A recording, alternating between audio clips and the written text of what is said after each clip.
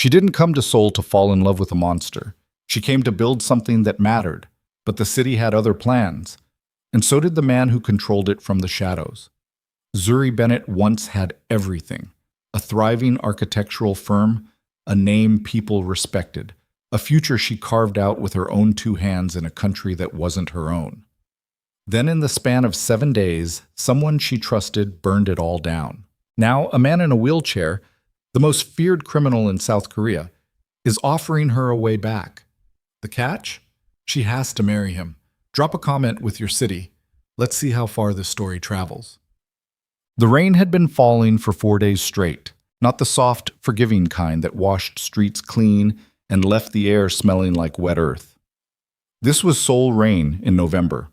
Cold and relentless, the kind that got inside your collar and stayed there, the kind that turned the Han River the color of old concrete and made every streetlight blur into a smear of sick yellow. Zuri Bennett stood at the floor-to-ceiling window of what used to be her office on the 14th floor of the Mapo-gu building and watched the city drown and thought about how fitting it was. 2 years. 2 years, 4 months, and 11 days since she'd first signed the lease on this space. She remembered that morning with the kind of clarity that only came when something was gone. She'd brought cheap champagne in a paper bag. The good stuff was for after the first major contract, she told herself.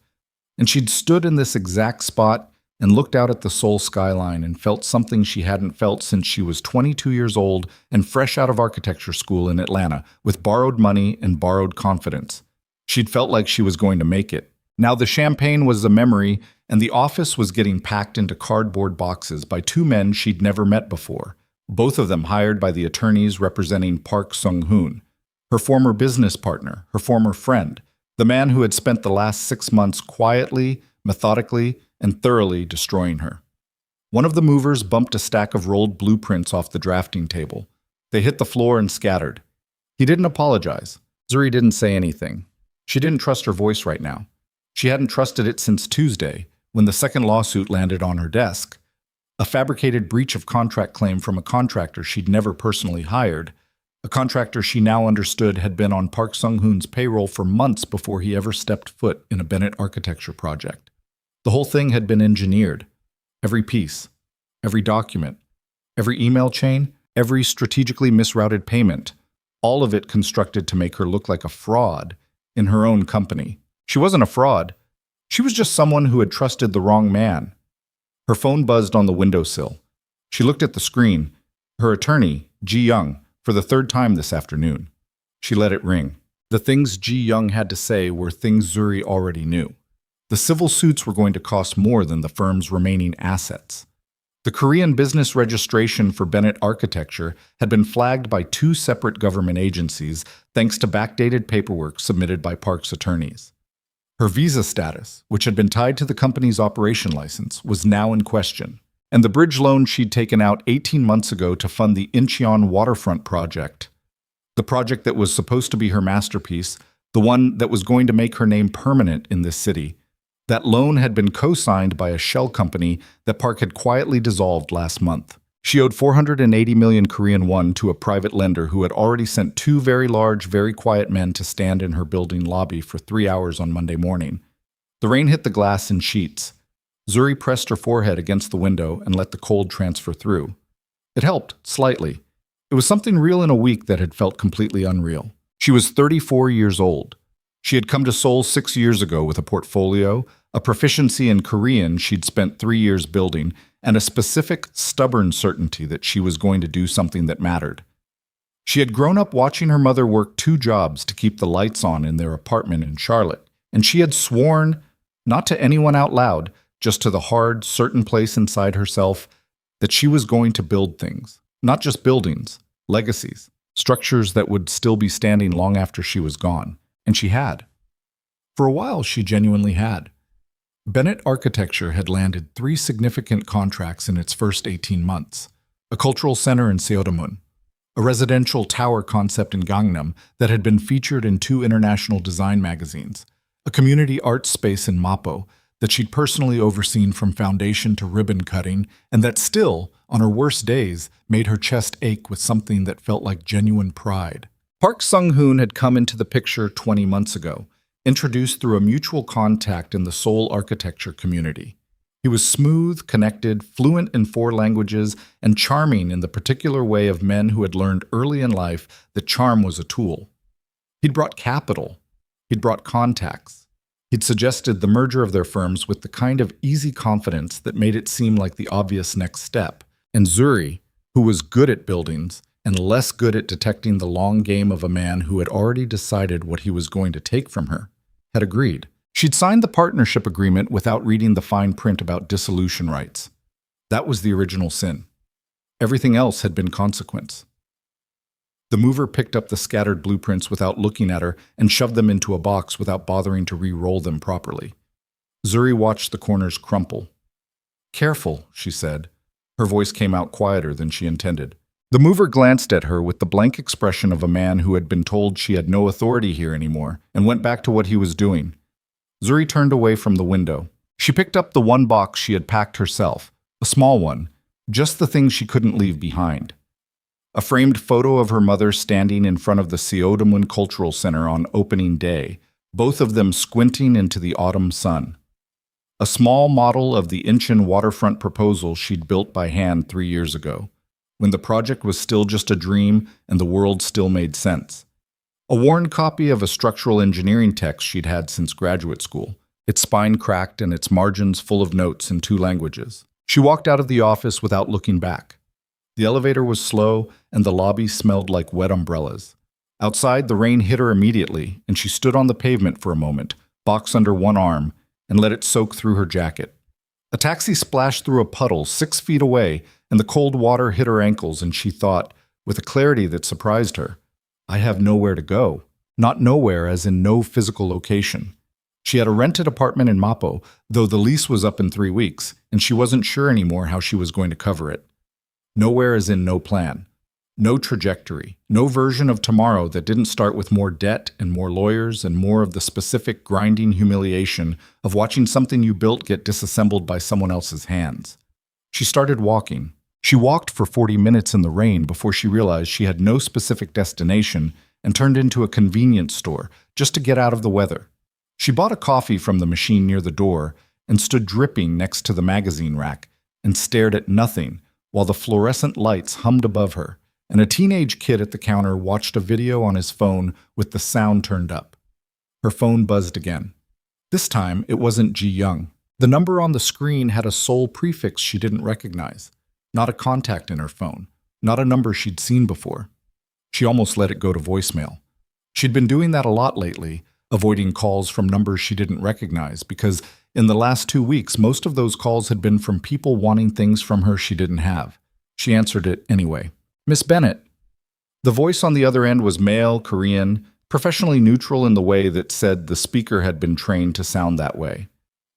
"My name is Shin. I'm calling on behalf of a private client. He would like to meet with you, tonight, if possible." Zuri stared at the coffee in her hand. "Who's your client?" A brief pause. "His name is Kang Ji-tae." She knew the name. Everyone in Seoul knew the name, or at least everyone who had been here long enough to learn which names you said carefully and which ones you didn't say at all.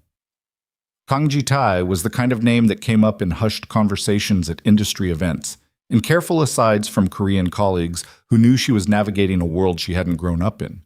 He was the head of what the press occasionally, obliquely, referred to as the Kang Organization, a sprawling network of businesses, real estate holdings, and less visible operations that stretched across Seoul, Busan, and reportedly several other things people chose not to examine too closely. He had survived a car bombing 3 years ago. He was, by every account she'd ever heard, completely untouchable. And he was calling her. "Why," she said flatly, "does Kang Ji-tae want to meet with me?" "He'll explain that himself, Miss Bennett." Another pause, this one deliberately measured. "He's aware of your current situation. He believes he can help." She almost laughed. The sound stayed in her chest instead. "Everyone who says they can help me lately wants something in return." "Yes," the voice said, without any particular inflection. "He does." At least it was honest. She looked at the rain outside the convenience store window. She thought about the 480 million won and the crumpled blueprints and the men charrot in her lobby on Monday and the particular way Park Sung-hoon had smiled at her during their last meeting, right before he'd had his attorney hand her the first lawsuit. That smile. The private satisfaction of someone who had planned everything and executed it perfectly. "Where?" she said. The car that arrived for her 20 minutes later was black, immaculate, and driven by a man who was approximately the size of a refrigerator and who spoke exactly 4 words to her during the entire 40-minute drive. "Seatbelt, please." "Thank you." She watched Seoul slide past the rain-blurred windows as they climbed out of Mapo and into the hills north of the city, the buildings thinning and the road narrowing and the lights below becoming a distant, glittering geometry. The estate appeared at the end of a private road behind 2 sets of gates that opened without visible effort. Even in the rain and the dark, it was clearly substantial, long and low and surrounded by carefully maintained landscape that managed to look both deliberate and severe, like something designed to convey that whoever lived here had power over the natural world as well as the human one. Inside the main entrance, she was met by a woman named Kim, who was approximately 60 and carried herself like a retired general. Kim took Zuri's wet jacket with an expression that neither judged nor pitied, and led her through a corridor that was wide and spare, and hung with art that was good enough to be institutional. The whole house was quiet in a way that felt active rather than empty. The specific quiet of a place where noise had been deliberately eliminated. They stopped at a set of double doors. Kim knocked once, opened one door, and stepped back. Zuri went in. The room was a study, large, high-ceilinged, lined on 2 walls with bookshelves that were actually used rather than decorated, because the books were in no particular order and several of them had pages turned down. A desk sat at the far end, heavy and unornamented, covered in documents that had been organized in the systematic way of someone who thought in structured information. Floor lamps, no overhead lighting, a window that faced the city below, the rain still coming down, Seoul still burning in the dark. Kang Ji-tae sat behind the desk in a high-backed wheelchair. She had heard about the wheelchair. She'd been told, in the way of second-hand information passed through careful channels, that the car bombing 3 years ago had left him with significant spinal injuries. What she hadn't been told, or maybe hadn't fully processed until this moment, was that the wheelchair did nothing to diminish the weight of his presence. He was in his mid-40s, dark hair, cut close, a face that had been roughly made to begin with and had been further reorganized by whatever happened 3 years ago, a slight asymmetry to his jaw, a scar that ran from his left cheekbone toward his ear, mostly but not entirely concealed. He wore a dark shirt, no tie, and had the kind of stillness about him that wasn't calm so much as control. The stillness of a man who had decided a long time ago that showing anything he didn't choose to show was a form of weakness. His eyes tracked her from the moment she stepped through the door, and they didn't let go. "Miss Bennett," he said. His English was precise and accented and completely assured. "Sit down." Not please, not a question, just a statement of what was going to happen.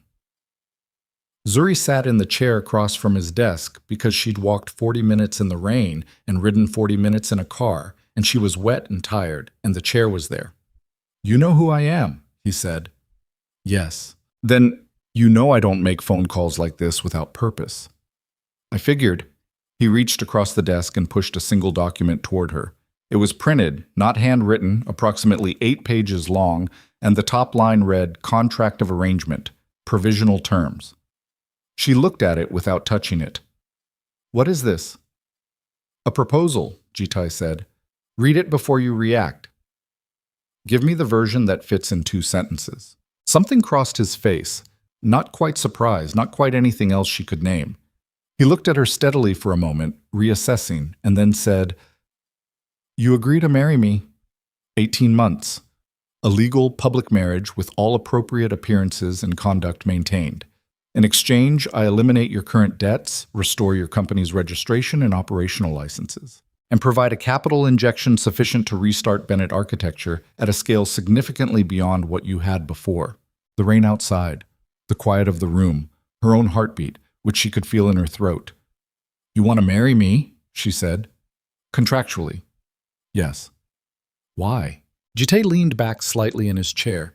His hands, which had been resting flat on the desk, moved to the armrests with the controlled deliberateness of a man who thought about every physical thing he did. I have rivals who interpret my current situation as an opportunity. An unmarried man, a man perceived as isolated, is a man they believe can be pressured, destabilized, removed. A man with a committed partnership presents a different kind of stability.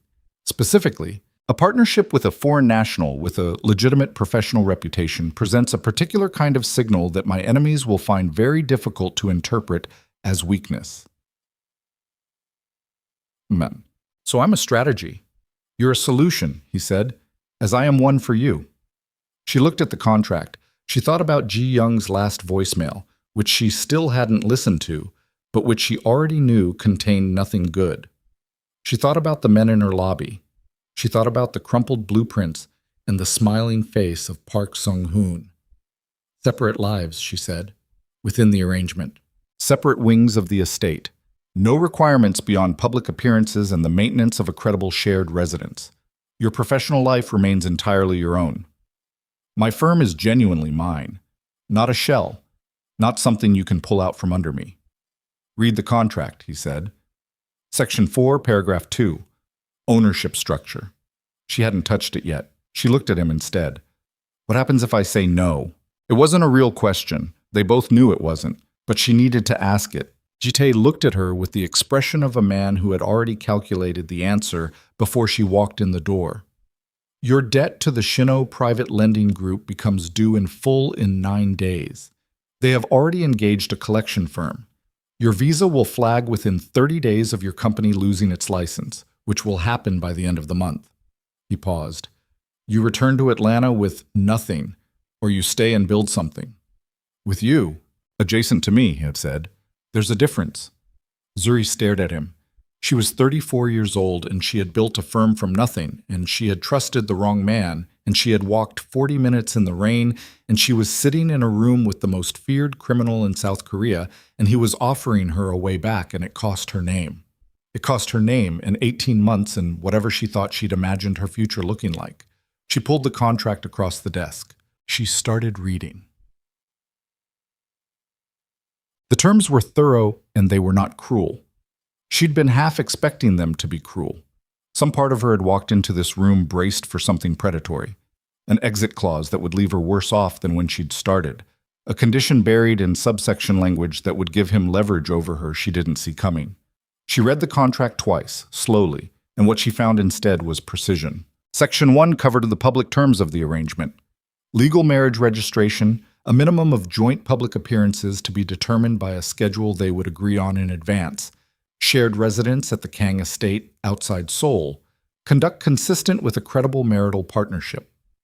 No specifics about what that conduct entailed beyond professional public presentation. Section 2 covered her debt. Every line. The Shino Lending Group liability would be settled within 72 hours of her signature. The outstanding contractor claims and fabricated breach of contract lawsuits would be addressed through Jitai's legal team, who would, the contract noted without elaboration, pursue available remedies. She'd been around enough of Seoul's professional world to know what that meant. Section 3 covered Bennett architecture. Restoration of business registration and operating licenses within 7 days. A capital injection of 2 billion won, more than 4 times what her firm had operated on at its best.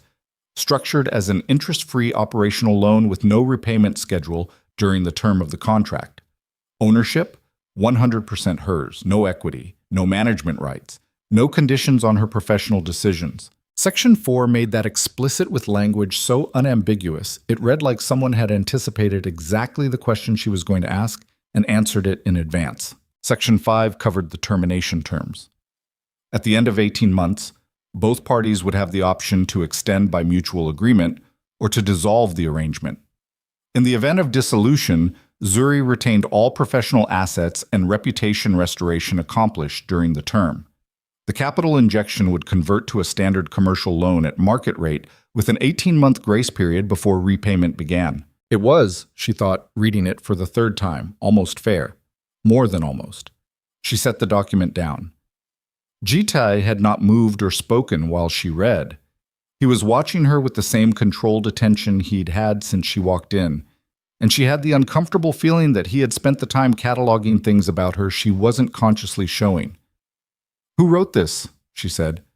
"My attorney, under my direction. The terms in Section 3, the ownership language. That's—" She stopped, chose her words.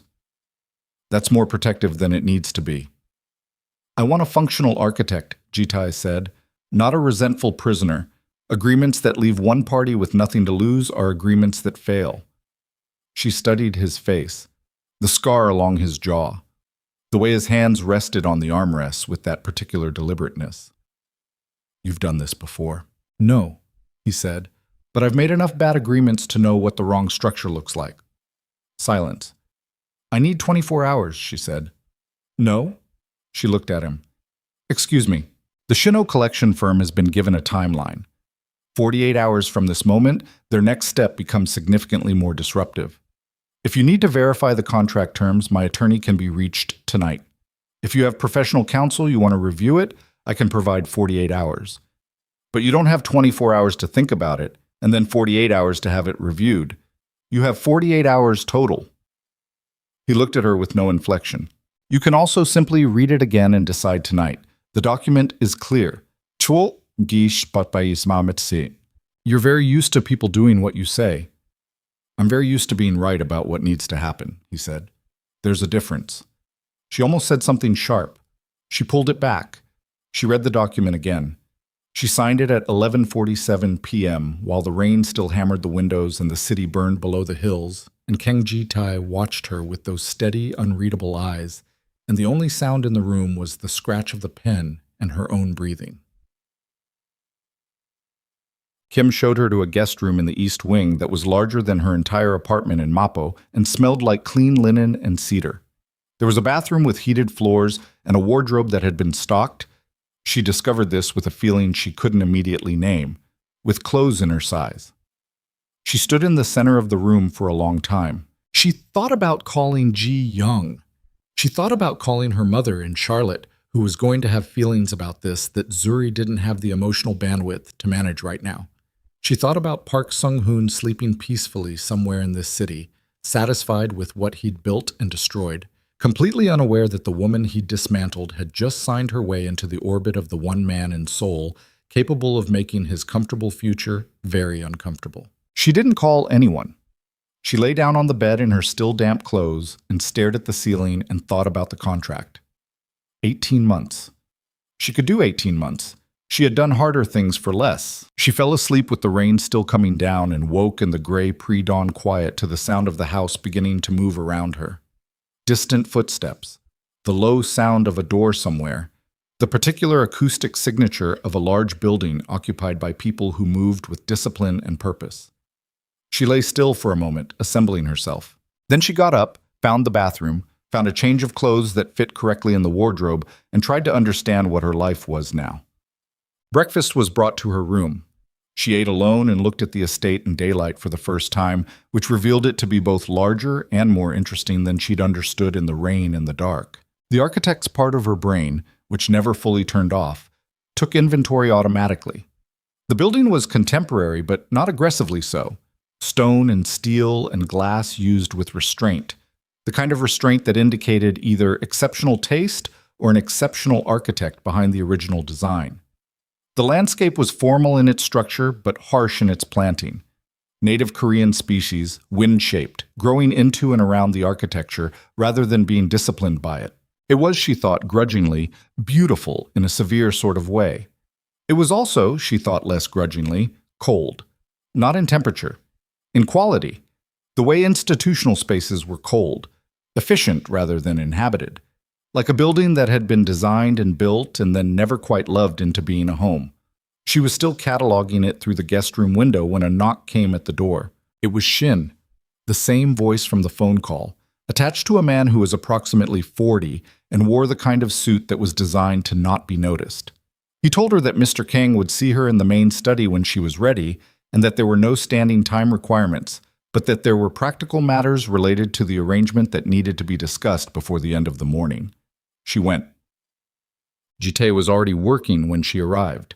Not performing work for her benefit, actually working, the desk covered in documents he was moving through with the focused efficiency of someone who had been at it for hours.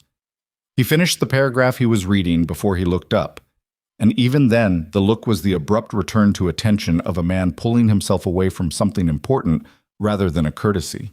"Coffee," he said. Not offering, observing. There was a second cup on the desk. She sat. She took the coffee. It was black and correct. "The press announcement will go out Friday," he said. "We'll describe the marriage as private and recent. The story that will circulate among people who matter is that we met through a professional introduction related to architectural development, and that the relationship moved quickly. You'll be introduced at an industry event in 3 weeks that I had already committed to attending. Questions will be deflected to a standard statement from my communications team." "What does the statement say?" He slid a single page across the desk. She read it. It was brief and carefully constructed, warm enough to be credible, opaque enough to be uninformative. "Fine," she said. "What about Bennett Architecture? You said 7 days for the license restoration." "My attorney contacted the relevant agency this morning. There's an administrative hearing Thursday. It should conclude by end of day." A pause. "Should. And the lawsuits being addressed." She looked at him. "That's a very broad thing to say." "Park Sung-hoon has certain interests that are currently being examined closely," Ji-tae said, without any particular change in his expression. "His legal team will be significantly occupied in the near future. The claims against you will be withdrawn." Zuri set her coffee down. "I want to be clear about something." "Go ahead." "Whatever happens to Park Sung-hoon, I need to not know about it." He looked at her steadily. "That can be arranged." "I'm not asking because I care what happens to him," she said. "I'm asking because I need to be able to function professionally in this city for the rest of my life, and there are things it's better not to be able to testify about." "You've thought about this carefully." "I've had about 8 hours," she said. "But yes." Something in his face shifted, barely, just at the edges. Not warmth exactly, more like recalibration. Like she'd said something that slightly altered the calculations he'd been running since she walked in. "Your professional conduct is your own," he said. "What happens in the operation of this house and this organization is mine. Those will not intersect." "Good." They looked at each other across the desk. "You'll need to move in fully by Saturday," he said. "Not because of the arrangement, because of the security situation. Having you in Mappo without a protection detail is... I don't need a protection detail." "You didn't," he said, "before Friday. That changes when the press release goes out." Zuri opened her mouth and then didn't say what she'd been about to say because she recognized that he was right, and she hated it. Being seen as the wife of Kang Ji-tae, even contractually, even in fiction, was going to change the way the world looked at her and the way certain parts of the world thought about what they could do to her. "Fine," she said. "I'll need a workspace. There's a studio in the north wing that hasn't been used. Drafting tables, good light. You can modify it as needed. I'll need my own access to it, not clearance dependent. Your biometrics will be registered to all non-restricted areas of the estate by tomorrow morning." She nodded. They both drank their coffee. The silence between them was uncomfortable in a way that was specific. Not hostile, not warm, something in between. The silence of two people who had agreed to share a geography and hadn't yet understood the texture of what that meant. "I need you to understand something," Ji-tae said. She waited. "This arrangement is what it says it is, nothing more. Nothing is expected from you beyond what is written in the contract. I'm telling you this not as reassurance, but as a statement of operating parameters." She met his eyes, the scar along his jaw, the controlled, deliberate stillness of him. "I know what I signed." People sometimes think they know, and then behave as though they expected something different. "I'm not people," she said. That look again, that small, barely perceptible recalibration. "No," he said after a moment. "I don't think you are." She moved in on Saturday. The move took less time than she expected because she had less than she'd realized. 2 suitcases and 4 boxes, the detritus of a life that had been compressed by a bad week. She stood in the entrance of the estate's east wing bedroom that was now, technically, her bedroom, and looked at her 4 boxes stacked against a wall that was larger than most rooms she'd lived in, and felt the specific smallness of her current life with a clarity that was almost funny. The room had been prepared with the same thoroughness as the guest room. Everything anticipated, nothing missing, the kind of hospitality that expressed itself through efficiency rather than warmth. There were fresh flowers on the dresser. They were white and architectural and clearly chosen by someone who thought about aesthetics rather than feeling. She unpacked slowly. She put her mother's photo on the windowsill. She put the Incheon model on the desk. She put her graduate school textbook on the nightstand. She stood in the middle of the room and looked at these three things and thought, "You have to be careful, Zuri. You have to be very careful what you let yourself feel about the situation you've put yourself in." Because it was already not quite what she'd expected. Kang Ji-tae was not what she'd expected. She'd expected cruelty or contempt or some version of the easy arrogance of powerful men who'd never been told no. What she'd found instead was something more difficult to categorize. He was cold, yes. He was controlled in a way that felt less like personality and more like armor. He asked nothing of her that wasn't in the contract, and he was scrupulously, impersonally fair. But there were things, small things. The clothes in her size in the guest room the night she arrived. The second coffee cup on the desk the next morning. The studio in the north wing he'd mentioned with a specificity, drafting tables, good light, that meant someone had thought about what she actually needed. She didn't know what to do with those things yet. She put them in a category she labeled, "Do not examine this." Mom. She met his core staff on Sunday. Shin, who she'd already spoken to, was Ji-tae's head of security. Meticulous, unexpressive, one of those people who made you feel watched even when his eyes were pointed somewhere else. Kim was the estate manager and had clearly run the place with military precision for longer than Zuri had been in Korea. There were two housekeeping staff she was introduced to, and whose names she immediately committed to memory because she'd been raised by a woman who believed that was basic courtesy, and a driver named Park Dae-jung, who asked her in excellent English if she had any preferences for driving music, and then, when she said she didn't, played something Korean and classical that turned out to be exactly right. Ji-tae himself she saw for approximately 45 minutes Sunday, a brief working lunch where he explained the upcoming schedule and confirmed the Friday press release and gave her a communication protocol that she was to use if she needed to reach him directly. It was efficient and impersonal, and she appreciated both things. After he left, she went to the North Wing studio and stood in the space for a long time. It was good. She hadn't expected it to be good. High ceilings, north-facing skylights that gave clean, non-directional light, space for multiple drafting tables, walls that could take pinboards. Whoever had designed this house, and she was increasingly curious about who that was, had understood that a workspace for detailed visual work needed light that didn't impose itself. She stood in the middle of the room and felt something she hadn't felt in nearly 2 weeks, something that resembled the beginning of readiness. She was going to be okay. She was going to rebuild. She was going to get through this arrangement intact and professional, and on the other side, she was going to have a company that no one could take away from her again because she was going to build it this time without trusting anyone she couldn't afford to lose. She believed this. She stood in the good north light, and she believed it absolutely. She was still standing there when Kim appeared in the doorway. "Miss Bennett," Kim said, in the careful English she used when she wanted to be precisely understood. "Mr. Kang asks that you join him in the main room this evening. There is something he needs to tell you." Zuri turned. Kim's expression was professionally composed, but her eyes were doing something that in another person's face would have been worry. "What is it?" Zuri said. "He will explain," Kim said. "But, Miss Bennett, the press release went out early." Zuri felt something drop in her chest. "It was supposed to go Friday." "Yes," Kim said. "Someone in Mr. Kang's communications network provided the information to a media contact in advance." The floor of Zuri's stomach went cold. "Provided. Or sold." Kim said nothing. "Kim," Zuri said carefully, "is there a leak in this house?" Kim looked at her with those steady, worried eyes. "Mr. Kang," she said, "is waiting." And somewhere below the hill, in the glittering, sprawling dark of Seoul, Zuri's name was already running across every major newsfeed in the country. Attached to a man whose enemies had just been handed information they were not supposed to have yet, and who were already, at that exact moment, deciding what to do about the woman who had just made herself the most interesting target Kang Ji-tae had ever given them.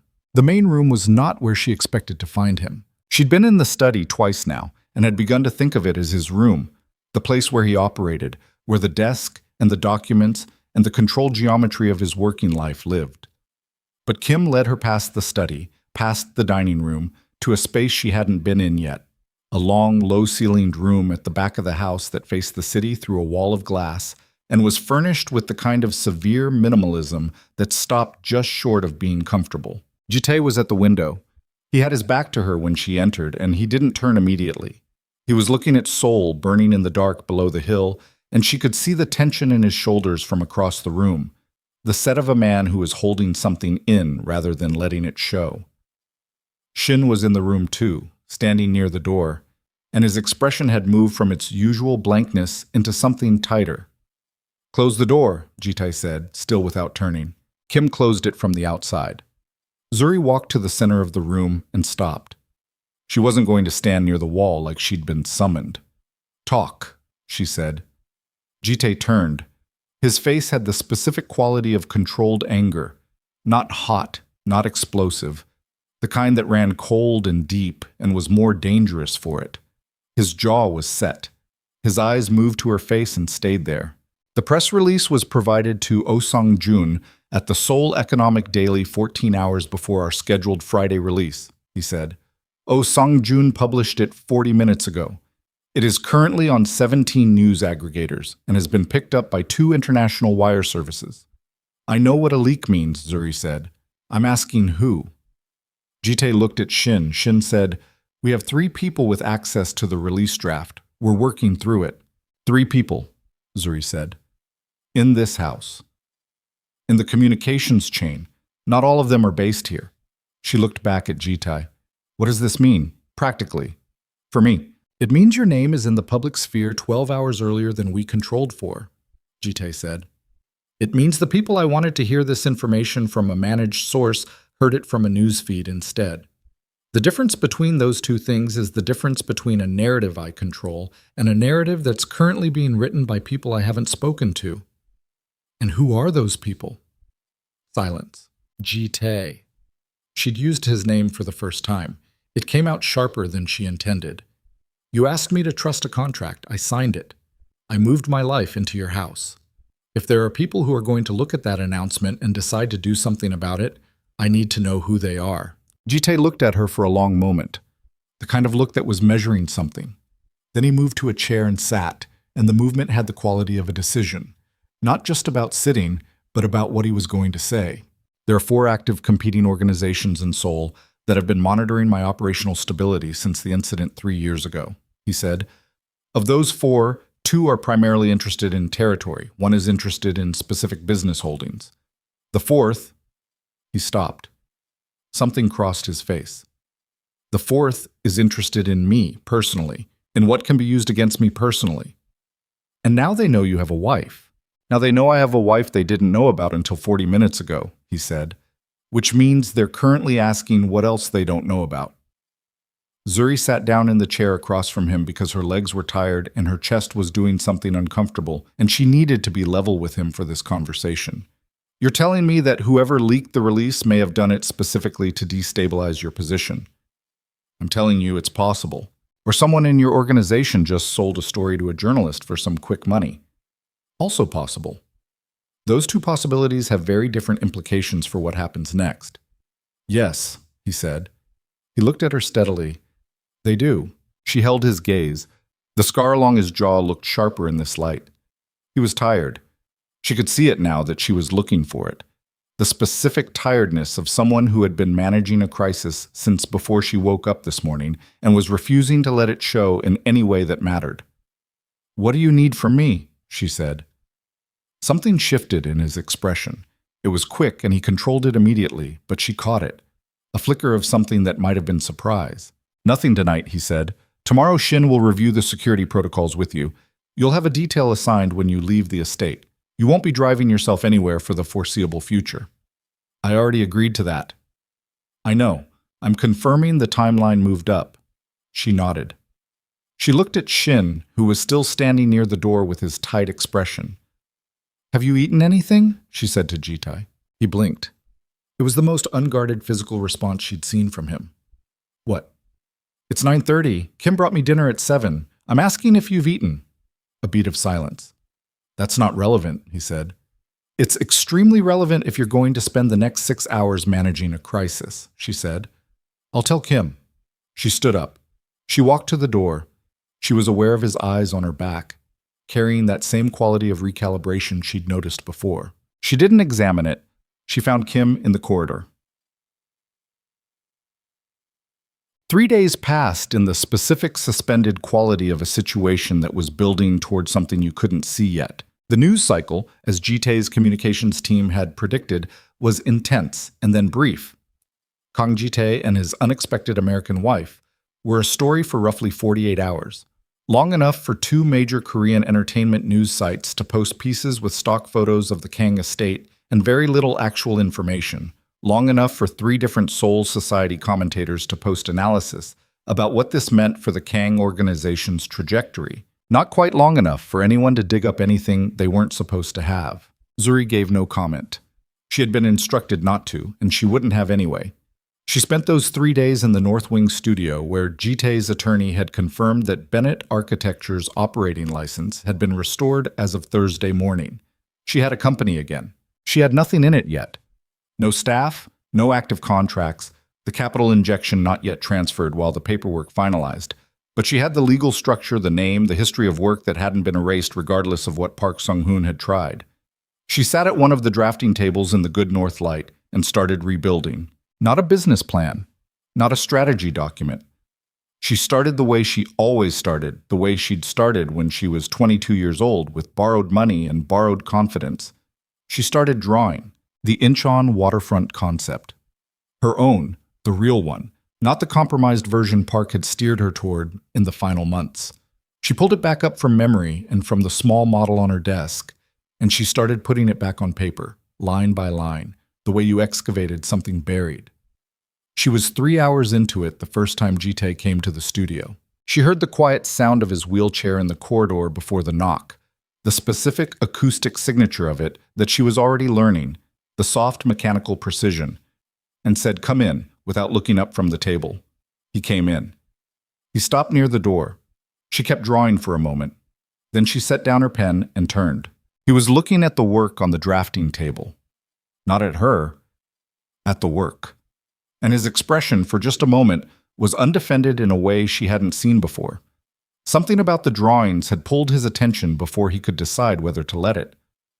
"The Incheon waterfront concept," she said. "I know what it is," he said. "I've seen the original proposal." She stared at him. "You've seen my work. I reviewed your professional history before I called you." "Of course you did." She turned back to the table. "What do you need?" "Nothing," he said. "I was checking the studio was functional." "It is. Thank you for it." He didn't leave. She could feel him still there, still looking at the drawings. After a moment, he moved further into the room, and she was aware of him the way you were aware of something that displaced a lot of air, even when it moved quietly. "The east-facing cantilever on the main platform," he said, "on the original proposal. You changed the overhang calculation from the concept to the presentation model." She looked at him. "You read it closely enough to notice that." "I read things closely. The original calculation was more structurally ambitious," she said. "Park thought it was too aggressive for a first major commission. I compromised." She paused. "I shouldn't have." Jitai looked at the drawing. "Put it back." "I intend to." Another silence. A different quality to it than the ones before. Less like 2 people holding their positions, and more like 2 people briefly inhabiting the same space without fighting it. "The leak has been identified," he said. She turned fully. "Who?" "A contract communications assistant who had been placed in my network by outside interests approximately 8 months ago." His voice was completely level. "He has been dealt with." "Dealt with," she repeated. "He is no longer a problem and he is unharmed," Jitai said. "I want to be precise about that because I don't want you building a narrative about this organization that isn't accurate." She looked at him for a moment. "Thank you for telling me. You needed to know." Which organization placed him? A pause. The one that's interested in me personally. The fourth one. Yes, she thought about that. About what it meant that someone had been in his network for 8 months, feeding information, and hadn't been identified until now. About what that said about the scope of what Jitai was managing and the depth of attention his enemies were paying. How long has this been going on? She said. This particular campaign. He looked at her carefully, like he was deciding how much of the answer to give. Since the bombing, he said finally. 3 years. 3 years of someone trying to destabilize me, yes.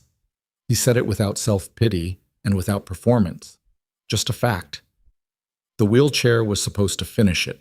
When it didn't, they moved to other methods. Zuri looked at him.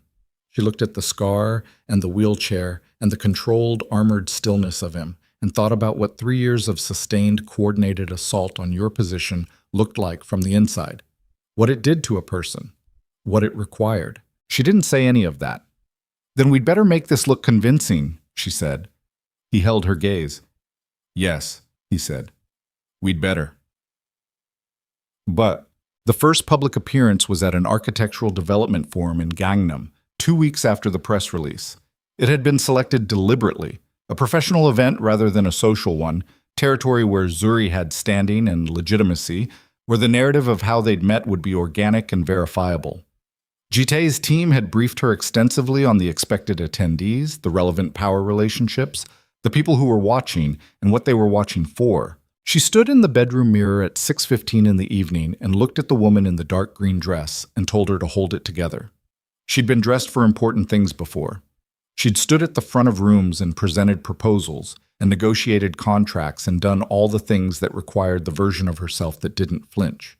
But this was different, and she was aware of that with a clarity she wasn't going to share with anyone. This was performing a marriage to a man she'd known for less than 3 weeks, in a room full of people who knew him, some of whom were almost certainly watching for cracks. She put on her earrings, the simple gold ones her mother had given her, and went downstairs. Jitai was in the entrance hall. He was in a dark suit, precisely cut, and the wheelchair somehow disappeared when you actually looked at him. Not because it wasn't there, not because she stopped seeing it, but because the force of his presence simply took up all the available attention. He was looking at his phone when she came down the stairs, and when he looked up and saw her, the phone stopped being what he was thinking about. He didn't say anything for a moment. You look... He stopped. Chose a different formulation. You're ready? I've been ready for 20 minutes, she said. Something twitched at the corner of his mouth. Not quite a smile. The ghost of one. Then let's go. The room knew who he was the moment he entered it. She felt it, the particular atmospheric shift of a space, recognizing a power it could not entirely account for. Conversations didn't stop exactly, but they adjusted. Postures changed, the specific social alertness of people who were successful enough to know which arrivals mattered moved through the room like a current. And then people looked at her. She kept her chin up. She kept her shoulder near his, near enough to read as partnership without being performative about it. She smiled at the right moments and spoke Korean with the fluency she'd built over 6 years and shook hands with people whose names she'd memorized from the briefing and watched the room recalibrate its understanding of Kang Ji-tae in real time. He was different here than he was at home. Not more human, exactly, but more present in the way of someone who was very good at existing in a room and knew it. He introduced her simply, always by name, never by explanation, in a way that said she didn't require explanation. He let her take conversational leads when they were in her territory and took them back when they were in his, and the handoff between them was, she thought, probably more natural than it had any right to be. They were an hour in when she felt the first specific wrongness. A man across the room, not looking at Jitai, looking at her. He was perhaps 50, well-dressed, with the kind of soft, expensive face that had never needed to be hard because other people had always been hard on his behalf. He was with a group she'd been briefed on, associates of the CO family, one of the 4 competing organizations. He looked at her the way someone looked at a calculation they were running. She didn't react. She turned slightly so Jitai was in her line of sight and said quietly, "The man in the gray suit near the East Bar. He's been watching me for 10 minutes. Jitai didn't look. Seo Mingyu's father's associate, Nam Tae-sik. A pause. He's not watching you. He's watching what I do about the fact that he's watching you. That's a distinction that doesn't make me feel better. It shouldn't, he said. He's testing whether you're a vulnerability. She processed that. And what do we do about it? Nothing. He looked at her now directly. We do nothing. Looking unbothered is the response. She held his gaze. I'm not bothered. I know, he said, and the way he said it was quiet enough that she wasn't sure it was for the room. They stayed another 45 minutes. They shook more hands. They had a brief, deliberate conversation with two of Seoul's most prominent legitimate developers that Zuri carried almost entirely on the strength of her professional knowledge, and she could feel Jitai next to her tracking the room while she talked, his attention divided perfectly between the conversation and everything outside it. In the car on the way home, they were both quiet for a long time. Nam Tae-sik filed a report, Shin said from the front seat, to the CO network. We picked it up 20 minutes ago. What did it say? Jitai asked. That she's real.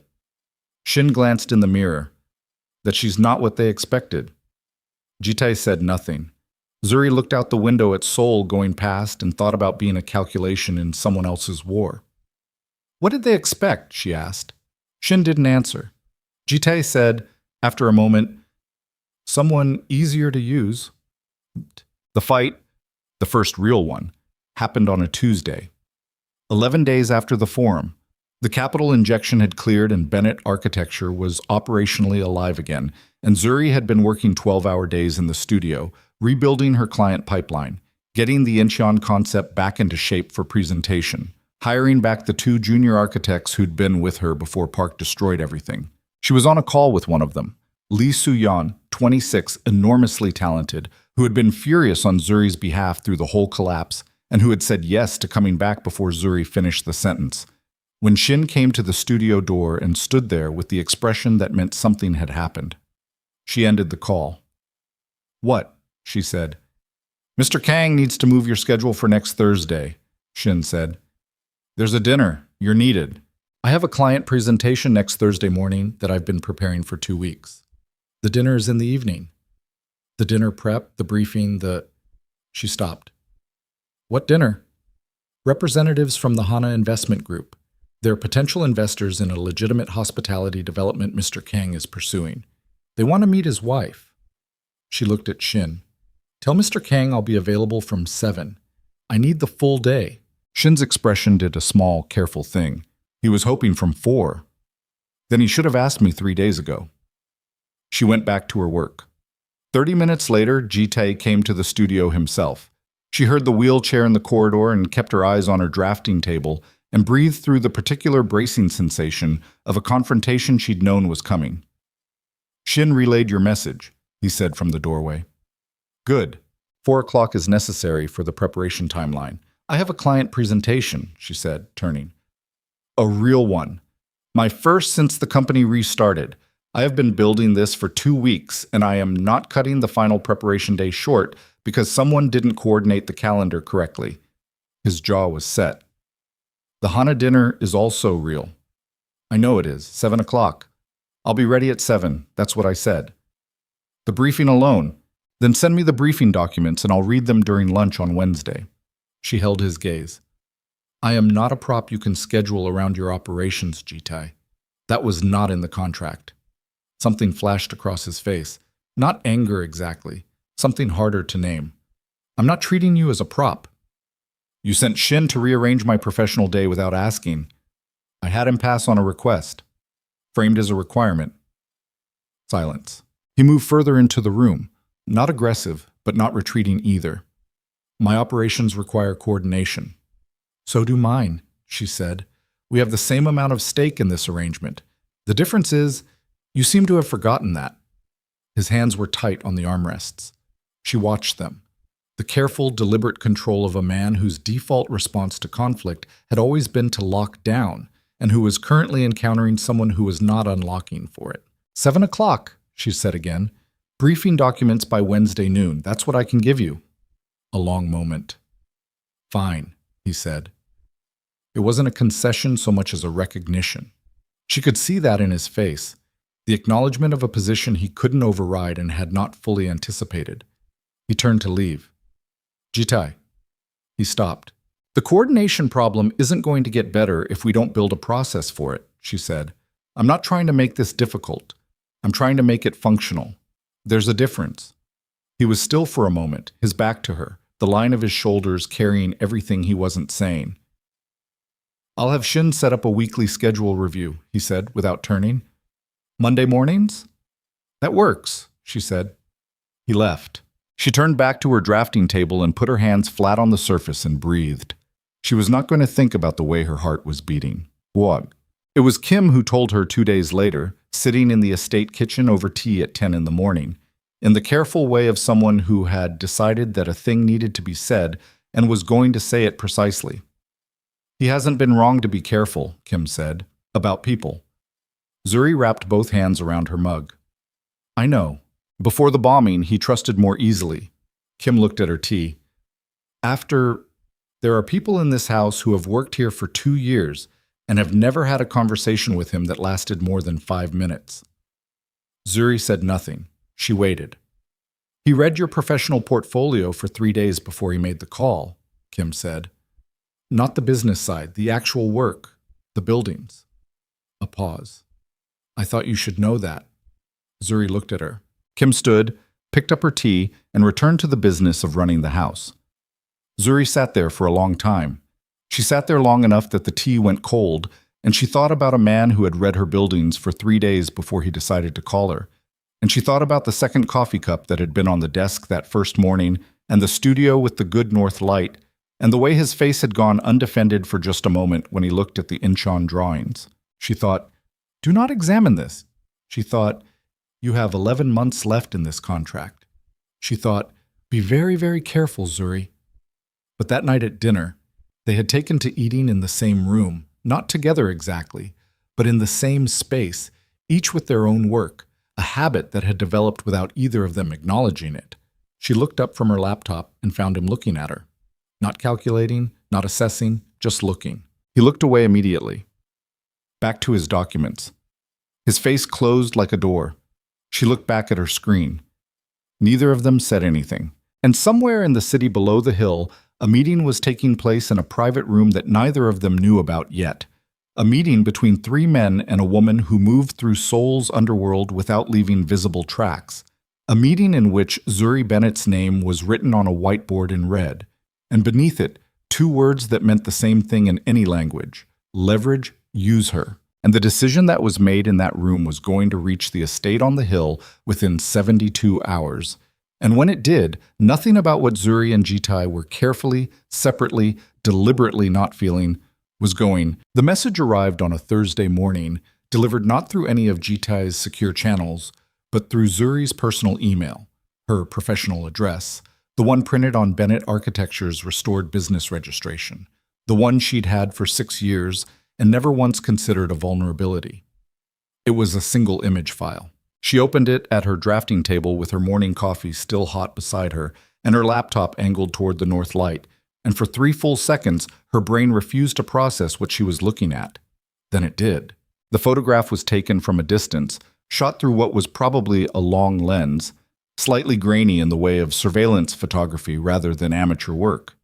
It showed a woman, Zuri, clearly Zuri, in the dark green dress from the Gangnam Forum, standing in the parking structure beneath the event venue, and beside her, one hand on her arm in a grip that looked from this angle like intimacy rather than what it had actually been, which was Shin redirecting her away from a man who'd been standing too close to the car. Shin's face wasn't visible.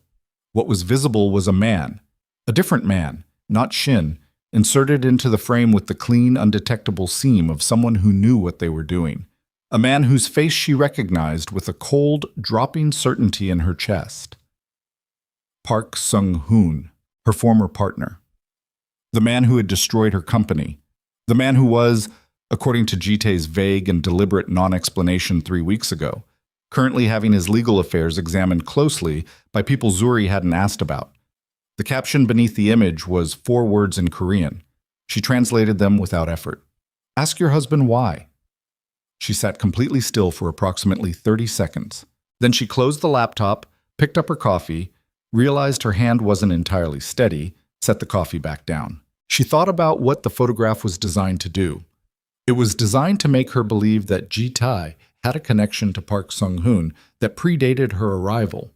It was designed to make her ask Ji-tae about it in a way that would either reveal what she knew to his enemies through the asking, or destroy the fragile operational trust between them if he denied it.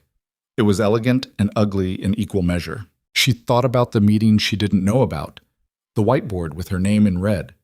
Leverage. Use her. She had been waiting for 72 hours for whatever this was to arrive, and now it had arrived and she needed to decide, right now, in the next 3 minutes, whether to take it to Ji-tae or to sit on it and find out what she could first. She opened the laptop. She forwarded the email to Ji-tae's secure address with no message attached. Then she picked up her coffee, went to the window, and waited. Shut. He came in 12 minutes. Not Shin.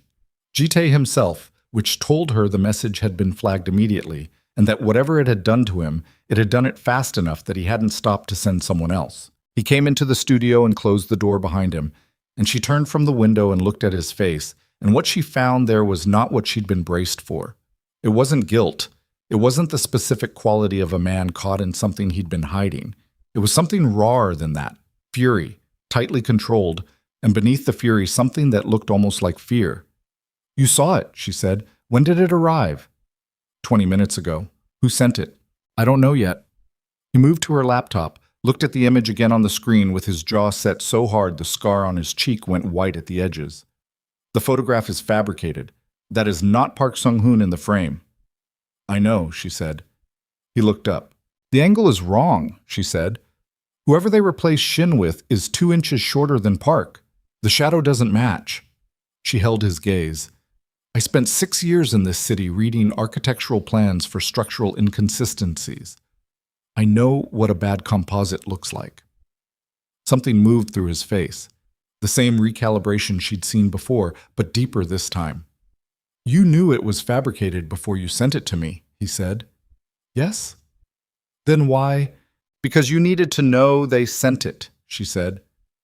"And because I needed to see your face when you saw it." The room was very quiet. Outside, the estate grounds were gray and still, the city invisible below low cloud.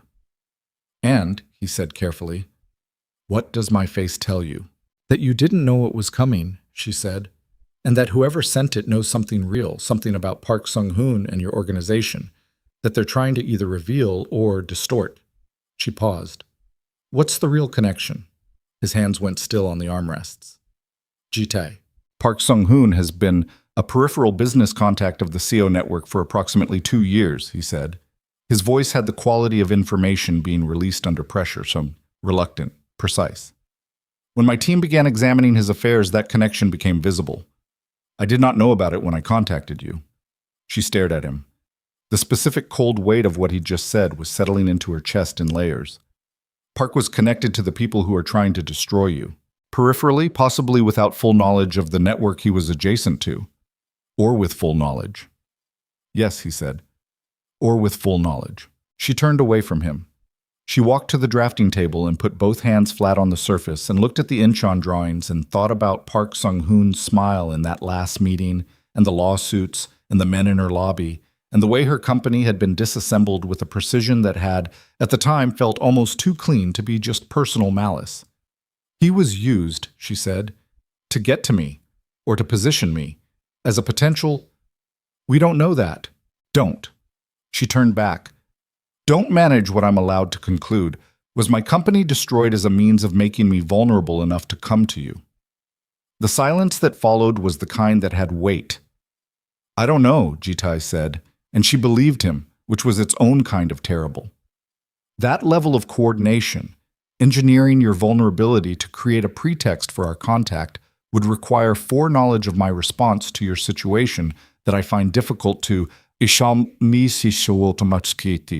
but it's possible. Another silence. "It's possible," he said. She looked at him. She looked at the scar, and the controlled fury, and the wheelchair, and the 3 years of sustained assault on his position, and she thought, everything I thought I was running from, I ran directly into. She thought, Park Sung-hoon didn't just take her company. He may have been the instrument that delivered her to this house, to this contract, to a war that had been going on for 3 years before she ever set foot in it. She thought, I am so tired. There's more, Jitae said. She looked at him. Shin briefed me 20 minutes ago. The image was sent to 4 other addresses simultaneously. He paused. Your mother's email address, your former university department head in Atlanta, the Seoul City Architectural Licensing Board, and the managing editor of Korea Architecture Monthly. The bottom of Zuri's stomach dropped out. They're going after my professional reputation, she said. The accompanying message to those addresses was different from yours. It implies an improper relationship between you and Park Sung-hoon during the period of your partnership. Business fraud, personal misconduct. The fabricated image is framed as evidence. There was nothing... I know. There was nothing between me and Park Sung-hoon except... She stopped. She pressed her lips together. My mother. My team is already contacting those addresses with a counterstatement and documentation. His voice was level but careful, the way of someone moving through a room where the floor was uncertain. Your mother will receive a call from my Seoul-based attorney within the hour, explaining the situation fully. A stranger is going to call my mother in Charlotte and explain that her daughter is in the middle of a Korean organized crime war. A lawyer is going to call her and explain that her daughter is the target of a defamation campaign and that we are addressing it legally. She's going to... Zuri stopped. She looked at the ceiling. She breathed. She's going to lose her mind. Yes, he said, without pretending otherwise. Probably. She laughed. It came out short and not entirely sane. She pressed her fingers against her eyes and stood there for a moment in the gray light and tried to find the bottom of this situation, the place where the falling stopped. Why your mother's address? He said. It wasn't a rhetorical question. She dropped her hands. To hurt me, she said. To make me scared enough to make a mistake. Or to make you think I'm a liability. She looked at him.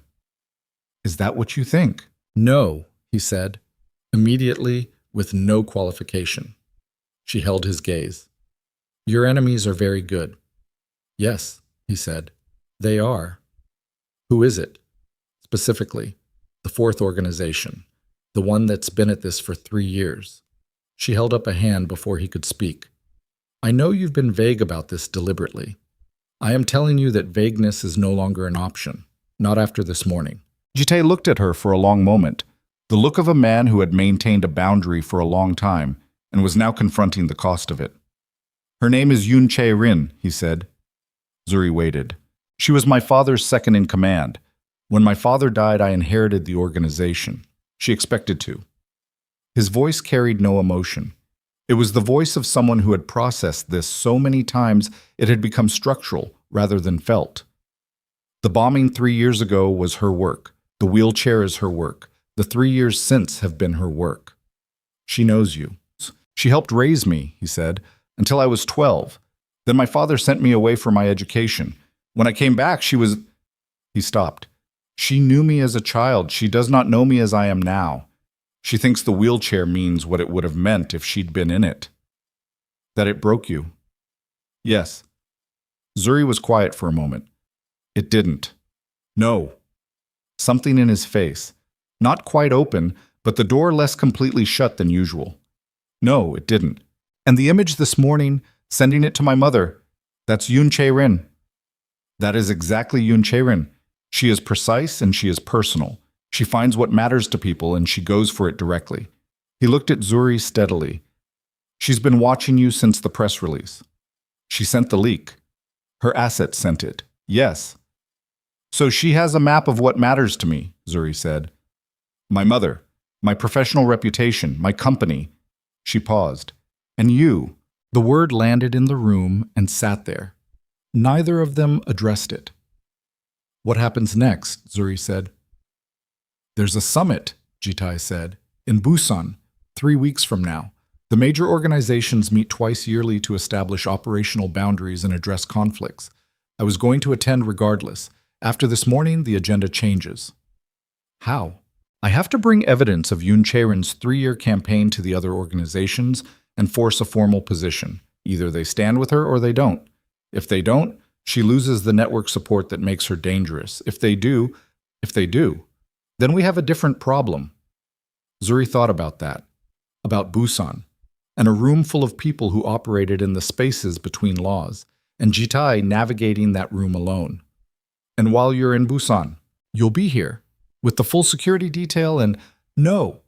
She said it before she'd entirely decided to say it. I'm not sitting in this house waiting to find out what she does while you're gone. Zuri, she already has a map of what matters to me, she said. If you're in Busan and I'm here alone, I am the most accessible point on that map. You know that. His jaw was tight. The estate is the most defensible location. I didn't say I wanted to leave the estate. I said, I'm not sitting here waiting. She held his gaze.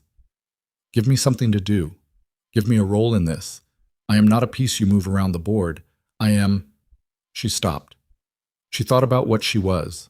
She thought about the contract which said she was a partner in arrangement. She thought about the coffee cup on the desk the first morning, and the studio with the north light, and the man who had read her buildings for 3 days before he called her.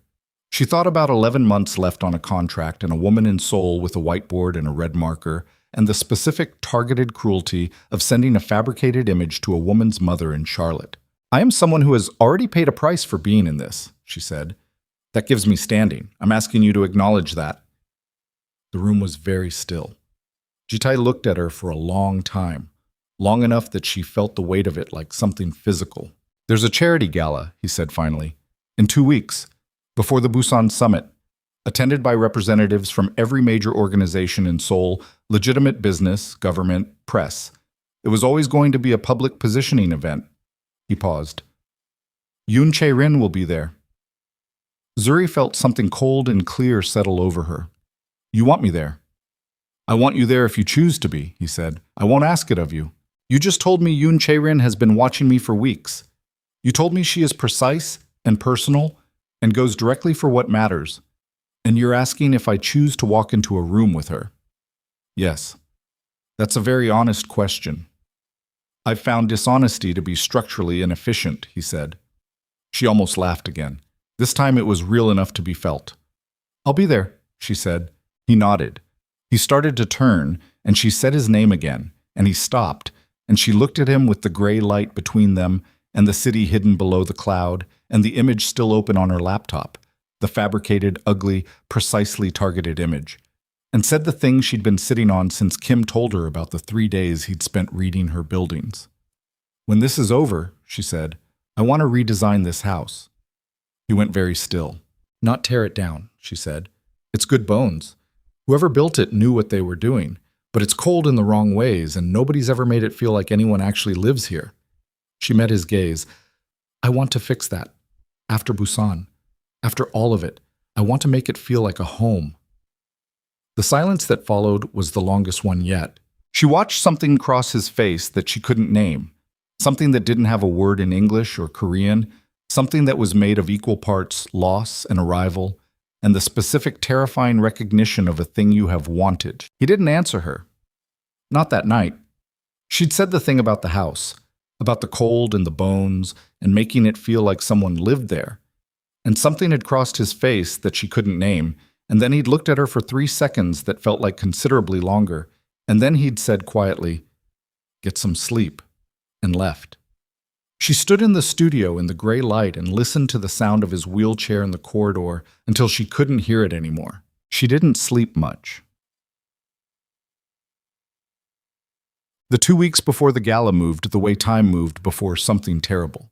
Too fast in the days and too slow in the hours. Each morning arriving before she was ready, and each night stretching into the kind of dark that made the mind run things it shouldn't run. Shin briefed her 3 times. The gala was at the Hanam Grand, a venue that occupied 2 floors of one of Seoul's most deliberately impressive hotels, the kind of place where the architecture was designed to remind you of your smallness. The guest list was 600 people.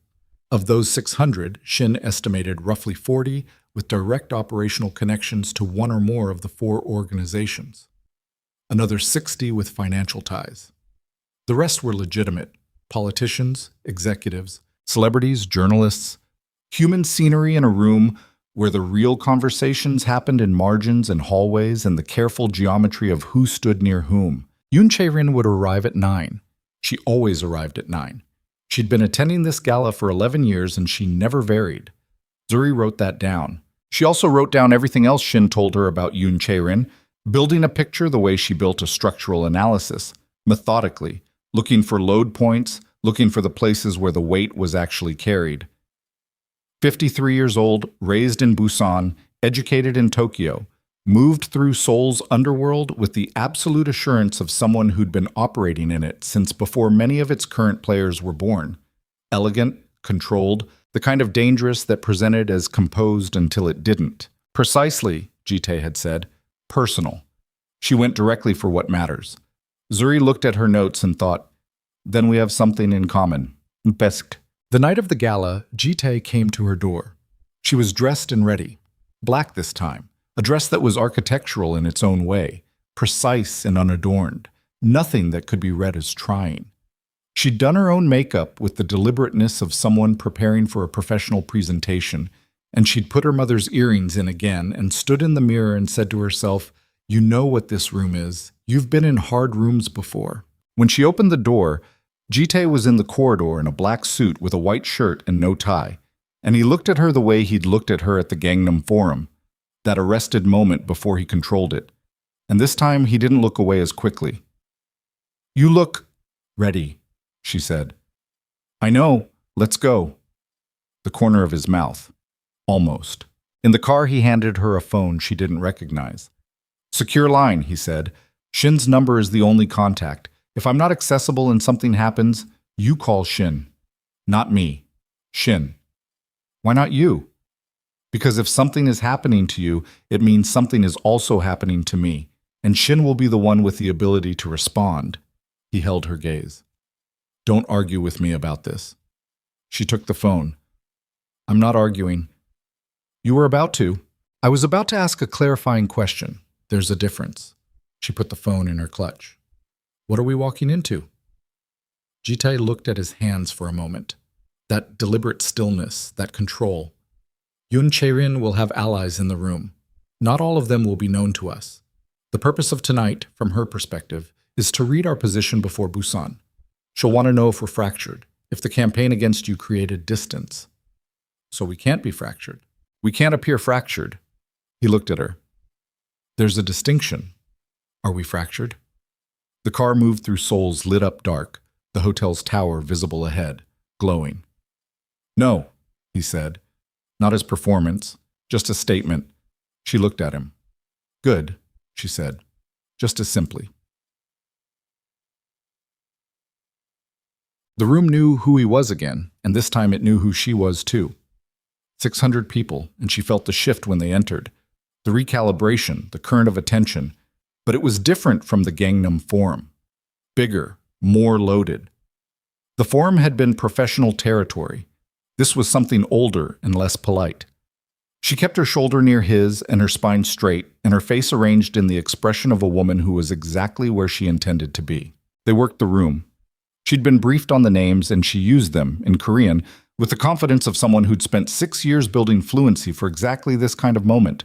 She watched Jitae operate, the slight modulations of his manner for different conversations, the way he gathered information from pleasantries without appearing to, the way every person he spoke to left the interaction having said more than they'd planned.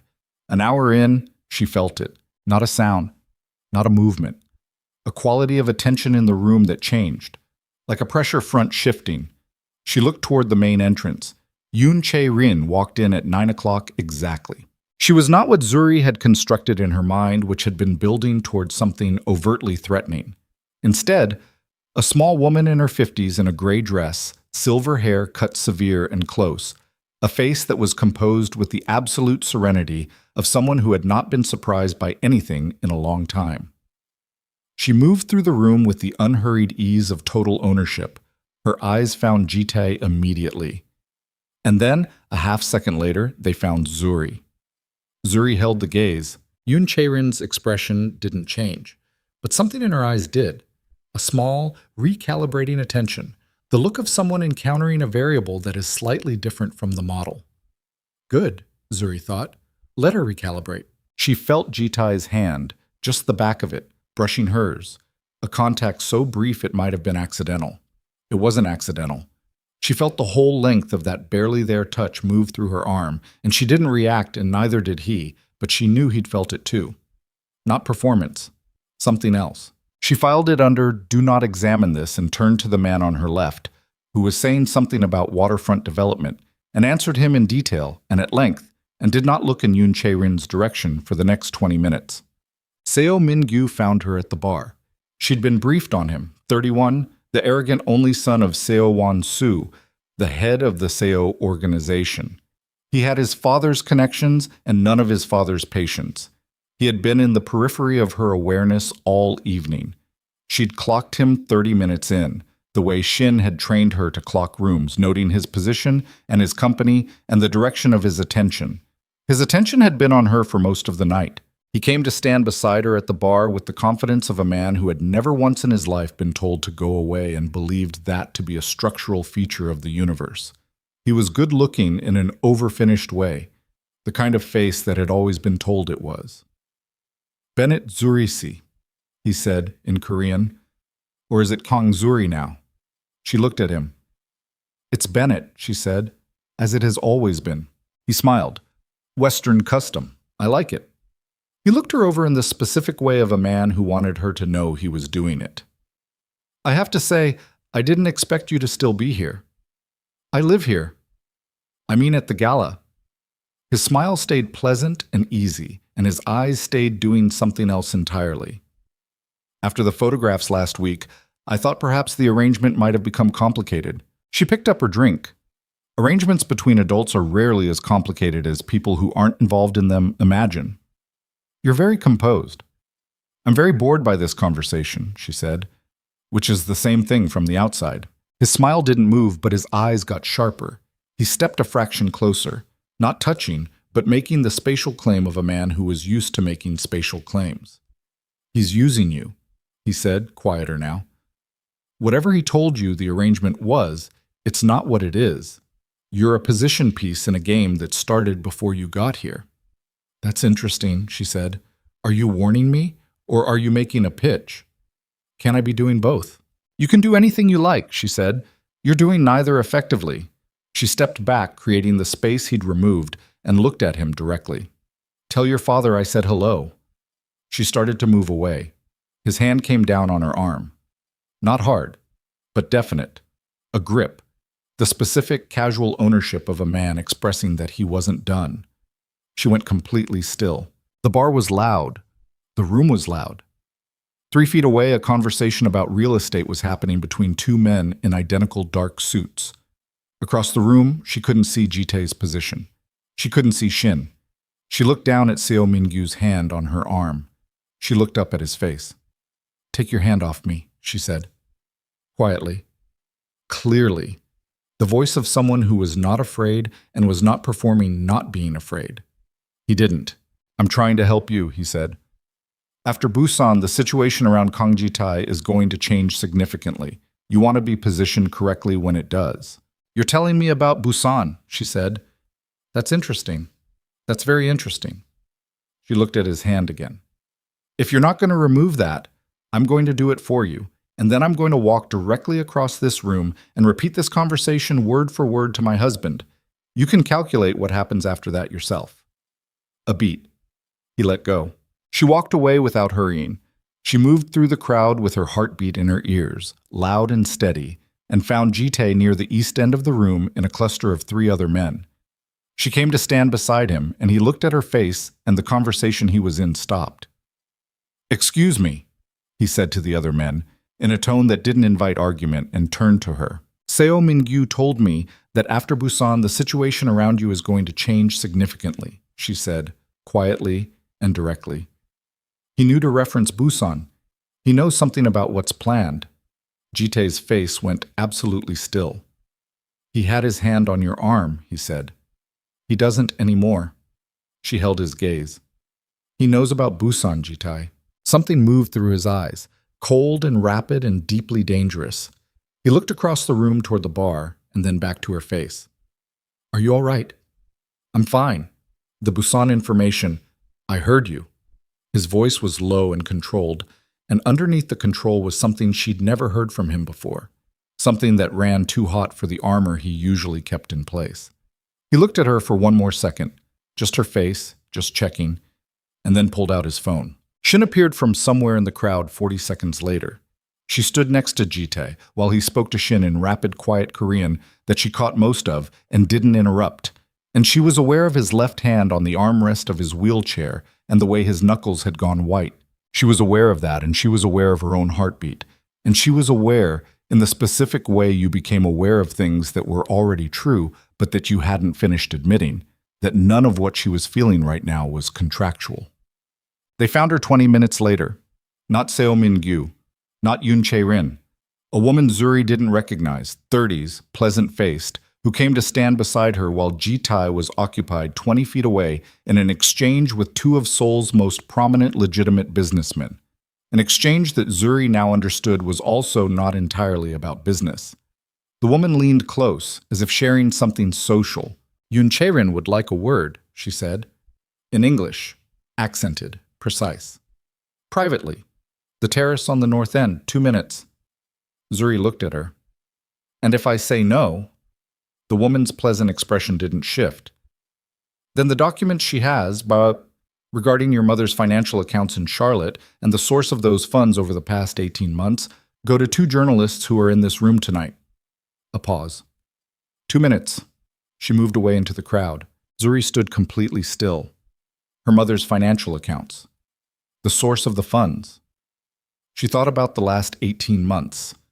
The capital she'd been burning through trying to keep Bennett architecture alive. The loans she hadn't told her mother the full scope of. The time her mother had quietly, without being asked, transferred $12,000 from her retirement savings because she'd heard something in her daughter's voice on the phone and couldn't stand to not do something. $12,000. Her mother's retirement savings.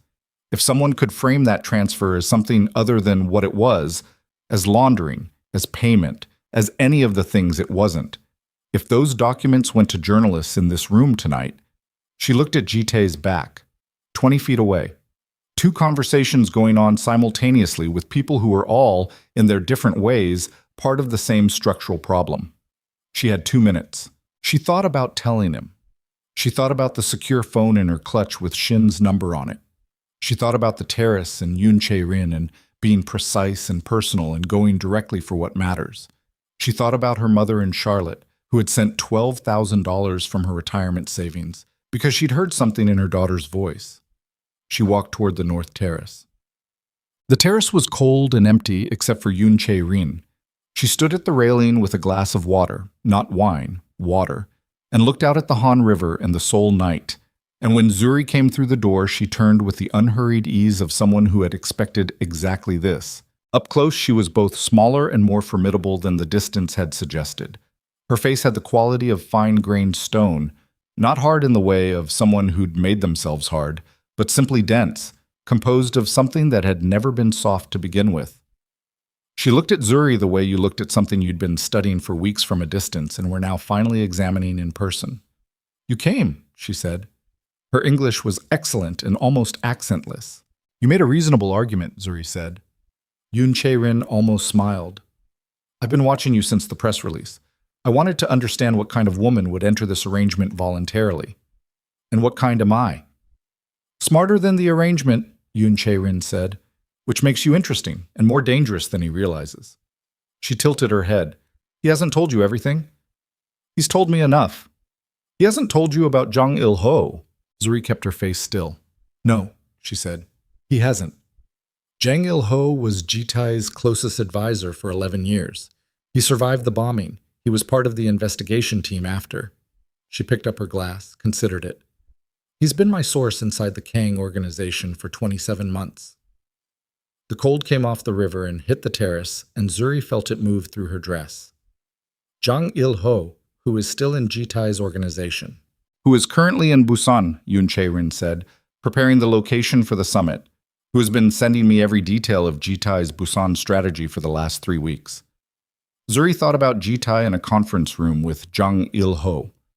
She thought about Jitae trusting the wrong person, She thought about how thoroughly she understood that specific experience. "What do you want?" she said. "Leave," Yoon Chae-rin said, simply. "Take the contract dissolution clause. Take the capital. Walk away from this and go back to your buildings. I have no interest in you. My interest is Ji-tae, and if you're no longer in the picture, there's no reason for your mother's finances or your professional reputation to become anyone's concern. You want me to abandon him before Busan. I want you to survive," Yoon Chae-rin said, "which you won't do if you're standing next to him when this collapses." Zuri looked at her. She looked at the composed, dense face of a woman who had spent 3 years engineering the destruction of a man from the inside. And she thought about the whiteboard with the red marker and the fabricated photograph and the targeted cruelty of it. Not just cruelty, she understood now, standing here, but intelligence. Real intelligence. The kind that understood exactly which levers moved which people. "You know what I find interesting," Zuri said. Yoon Chae-rin waited. "You came here tonight. To this terrace. To talk to me personally." Zuri held her gaze. "You could have had that woman deliver a message. You could have sent another email. You didn't. You came yourself." She paused. "You're not certain it's going to work. The Busan plan. You're not certain Jang Il-ho is going to be enough. And you think I'm the variable you haven't fully calculated." Something in Yoon Chae-rin's face. Quick and immediately controlled. There it was. "You have 24 hours to decide," Yoon Chae-rin said. Her voice had lost 1 degree of its composure, barely perceptible, but there. "After that, the documents go out regardless." "Understood," Zuri said. She turned and walked back through the terrace door. She found Ji-tae in the corridor outside the main hall, Shin beside him, both of them with the look of men who had been trying to locate something and had just found it. "Where were you?" Ji-tae said. She looked at him. The scar. The controlled fury that was already building because he'd noticed she was gone. The knuckles tight on the armrests again. The man who had read her buildings for 3 days before he called her and had put the good North Light in a studio and had never once treated her like something disposable. "Jang Il-ho," she said. The blood left Ji-tae's face. Not all of it, not dramatically. Just enough, just a fraction of the color going out of his jaw and his eyes doing something she'd never seen them do. Something that was the opposite of the controlled and the armored. Something raw and struck and terrible. He knew what she was going to say before she said it. "He's been feeding Yoon Chae-rin your Busan strategy," she said. "For 27 months. She told me herself." The corridor was empty except for the 3 of them. Somewhere behind the main hall doors, 600 people went on doing what they were doing, not knowing that in this hallway, a man who had held his empire together through 3 years of sustained assault from someone who had helped raise him was now learning that the last person he'd trusted completely had... The drive back from the gala was the quietest 40 minutes Zuri had ever spent in a moving vehicle. Ji-tae said nothing. Not a word from the moment they reached the car. Not through the city, not through the hills, not through the gates. He sat with his hands in his lap, not on the armrests, not in the controlled, deliberate position she'd learned to read as management, just in his lap, still, like a man who had put down something heavy and didn't know yet what to pick up instead. Shin drove.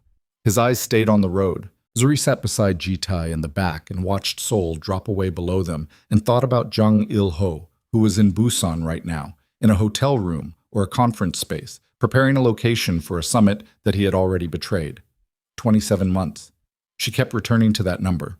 27 months of sitting across tables from Ji-tae, of being trusted with strategy and schedules and the interior architecture of an organization's plans, and feeding it outward, piece by piece, to the woman who had built the bomb that put Ji-tae in that wheelchair. She thought about what that kind of betrayal did to a person's ability to trust anything again. She thought about the way the color had gone out of Ji-tae's face in that corridor, the raw and terrible thing she'd seen in his eyes for the 3 seconds before he controlled it. She didn't say anything. Not in the car. Some things needed to be arrived at rather than approached. Inside the estate, Ji-tae went directly to the study. He didn't close the door, which she understood as the thing it was. Not an invitation, but not a closing off either. A door left open by a man who was operating below his usual level of deliberateness. She stood in the corridor for a moment. Then she went to the kitchen, found the kettle, made tea, the strong Korean barley tea that Kim kept in the second cabinet, that she'd started drinking 3 weeks ago because the smell of it had begun to mean the estate to her in the specific sensory way that places got into you, and carried 2 cups to the study. Jitai was at his desk, not working, sitting in front of documents he wasn't reading, his hands flat on the surface, staring at something that wasn't in the room. She set 1 cup beside his hands. She sat in the chair across the desk. She waited. He looked at the tea. He didn't pick it up. 11 years, he said. His voice was even, but it was the evenness of tremendous effort. Jang Il-ho has been with this organization for 11 years. He was with my father before me. A pause. I appointed him to the transition team after the bombing. I trusted him with the restructuring. I know, she said. After the bombing, when I couldn't... He stopped. His jaw worked. There were months when I couldn't operate at full capacity. He was the person who held certain functions together. I trusted him with... He stopped again. With things that would have ended us if they had gone to the wrong hands. And did they? He looked at her. The question was honest, and he answered it honestly. Some, not all. Which means Yoon Chae-rin chose carefully what she used and what she held back. She was building toward Busan. She was letting enough stay stable that I wouldn't discover the leak before she was ready to use everything at once. She's patient, Zuri said.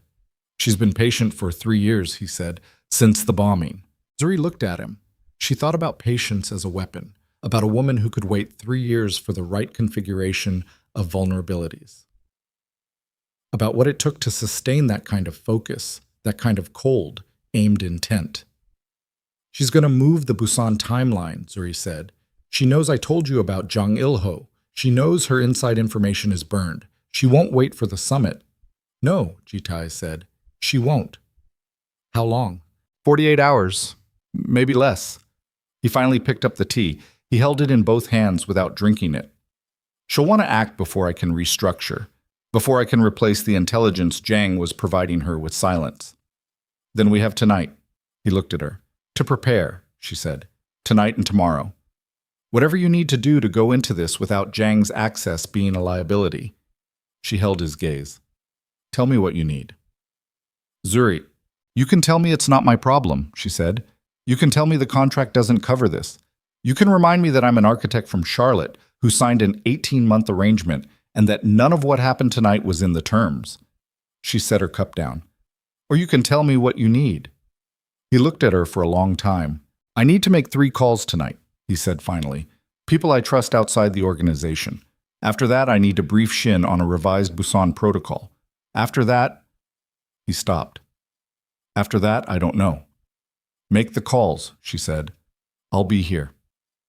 She was. She sat in the study while he worked, not in his way, but present in the room, at the chair beside the window with the Incheon drawing she'd brought from the studio. Not because she was going to work on them, but because having something in her hands kept her from performing calm rather than having it.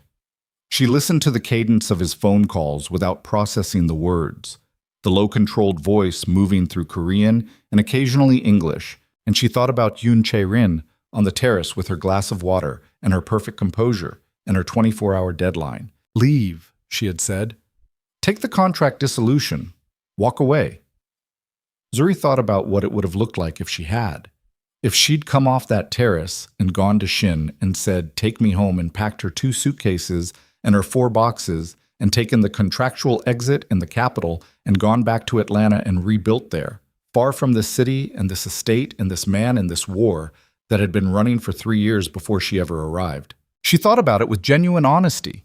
She gave it real consideration, which she thought was important, not dismissing it the way you dismiss the options you'd already decided against, but actually examining it, what that life looked like, whether it would have been the right thing.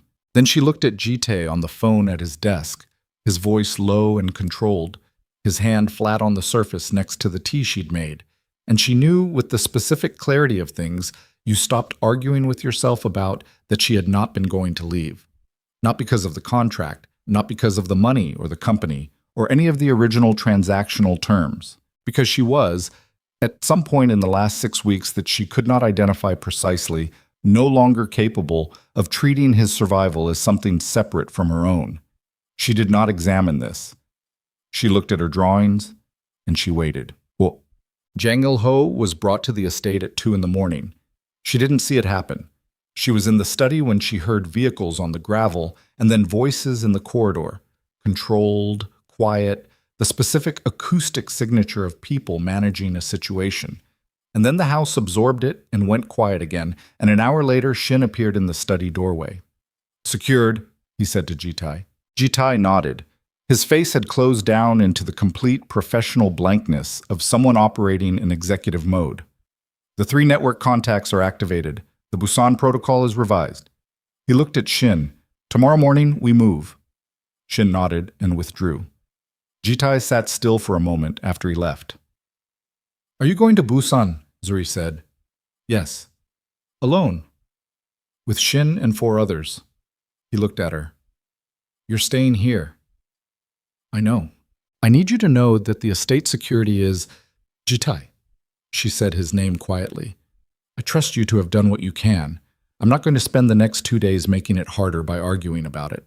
He looked at her with the expression she'd started cataloging privately as the recalibration look, the one that happened when she said or did something that shifted his calculations. He'd had it the first night she read the contract. He'd had it when she sent him the email instead of sitting on it. He'd had it when she told him about the Incheon drawings and the east-facing cantilever. He had it now. "Get some sleep," she said. "You have a long day tomorrow." She picked up her drawings and went to the door. "Zuri." She stopped. "What she offered you," he said. "On the terrace. The dissolution clause, the capital, the exit." He paused, and the pause had weight. "I wouldn't have blamed you." She turned.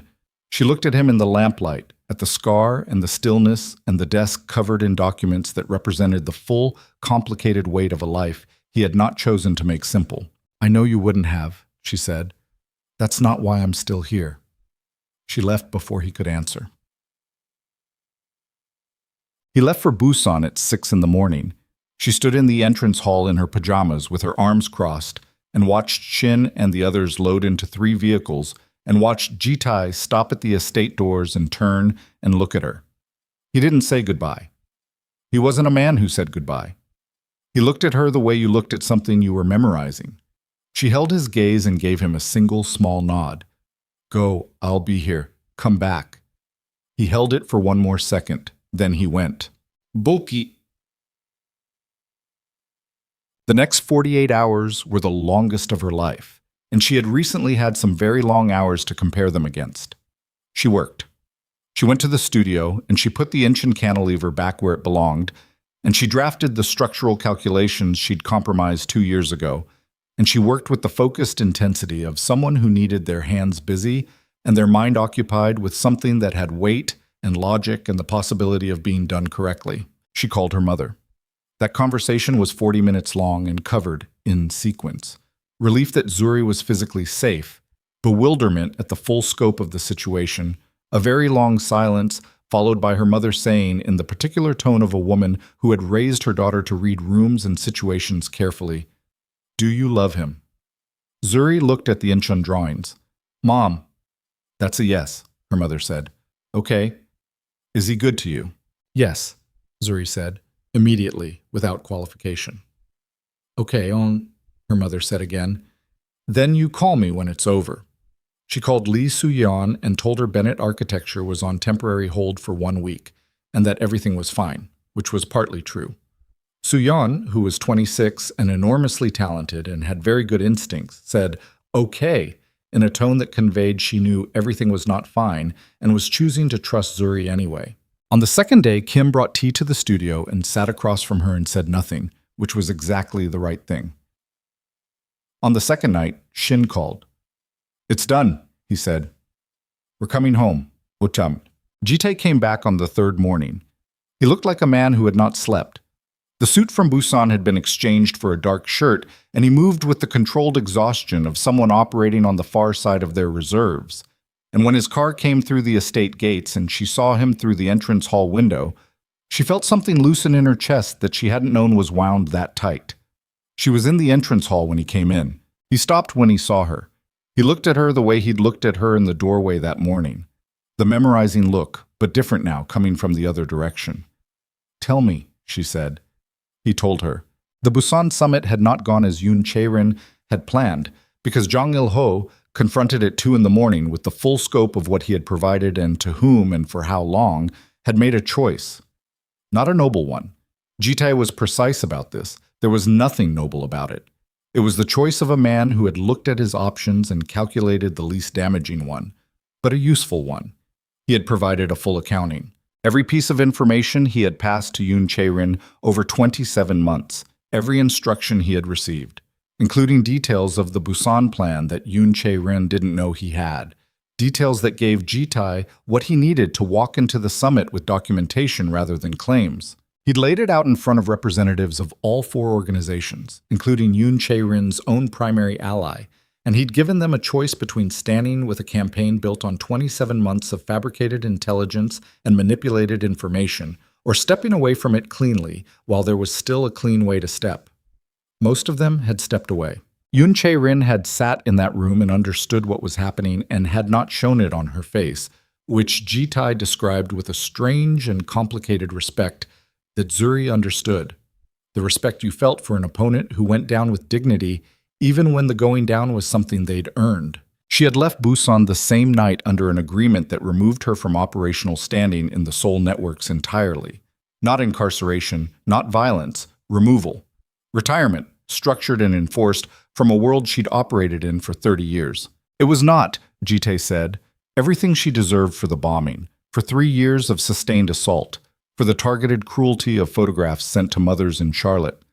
It was what was achievable within the constraints of a world that ran on different rules. "Is it enough?" Zuri asked. He was quiet for a moment. "It's what it is," he said. "It ends the active campaign. What she deserves and what I can deliver in that room are different things." Zuri nodded. She understood the distinction. She'd made peace with versions of it herself, in the context of Park Sung-hoon, who had withdrawn every legal claim against her 2 months ago, and retreated into the specific obscurity of a man who understood that pressing further would cost him things he wasn't willing to lose. It wasn't justice, exactly. It was cessation. Sometimes cessation was what you got. "And Jang Il-ho," she said. "Gone," Ji-tae said. "From the organization. From Seoul." His voice was level. She could hear everything beneath the level that he wasn't letting into his voice. "He's been with me since I was 28 years old." She looked at him. "I know," she said. "I don't—" He stopped. He looked at his hands. The scar along his jaw caught the morning light. "I don't know how I missed it." "Because you trusted him," she said. "That's not a flaw. That's what trust is. It's the cost of it." The cost was significant. "Yes," she said. "It was. And you're still here." He looked up at her. "You're still here," she said again quietly, making it land. "Everything she spent 3 years building toward, and you're still here. In this house. That's not nothing." He held her gaze for a long moment. The particular quality of his looking, that recalibration, that slow reassessment, but deeper this time, coming from somewhere below the place where he made decisions and into the place where things simply were. "I need to sleep," he said. "I know. And then I need to talk to you." "I know that too," she said. "Go. I'll be here." He slept for 14 hours. She knew because she was aware of the house around her in the specific way she'd become aware of it. Its sounds, its rhythms, the acoustic signature of each of its occupied spaces. And the East Wing was quiet in the way it was only quiet when he was genuinely at rest rather than working in silence. She used the time. She went to the North Wing studio and she finished the Incheon cantilever calculations. And she began, for the first time, the preliminary sketches for the estate renovation she'd proposed 3 weeks ago in the studio, in the gray light, when she'd said the thing about the cold and the bones and making it feel like someone lived there. She didn't know yet whether she'd still be here to execute it. The contract had 12 months remaining, and its terms were clear, and she had, in the last 3 weeks, stopped being able to calculate clearly what she wanted the end of those 12 months to look like. She drew anyway. She drew the east wing with more light, the main corridor with the particular plant life she'd identified in the estate grounds that could be brought inside without being domesticated. Wild enough to feel alive, specific enough to feel intentional. She drew the main room with different furniture configurations that would make the space feel inhabited rather than observed. She drew for 6 hours, and when she stopped, she looked at what she'd done and thought, this is what I do when I love something. I figure out what it needs and I give it that. She sat with that thought. She didn't run from it. He found her in the kitchen at 9 in the evening. She was making rice the way her mother made it, too much of it, with the kind of distracted generosity that cooked for the people who might appear rather than just the ones who were certain. And she heard the wheelchair in the corridor and didn't turn around. He came in. She felt him stop near the doorway. There's enough, she said. He came to the kitchen table and sat. She brought 2 bowls, the way she'd learned to do without making it a gesture. Just bringing the food, just feeding the people in the room, the way her mother had always fed everyone who walked through her door, regardless of circumstance. They ate.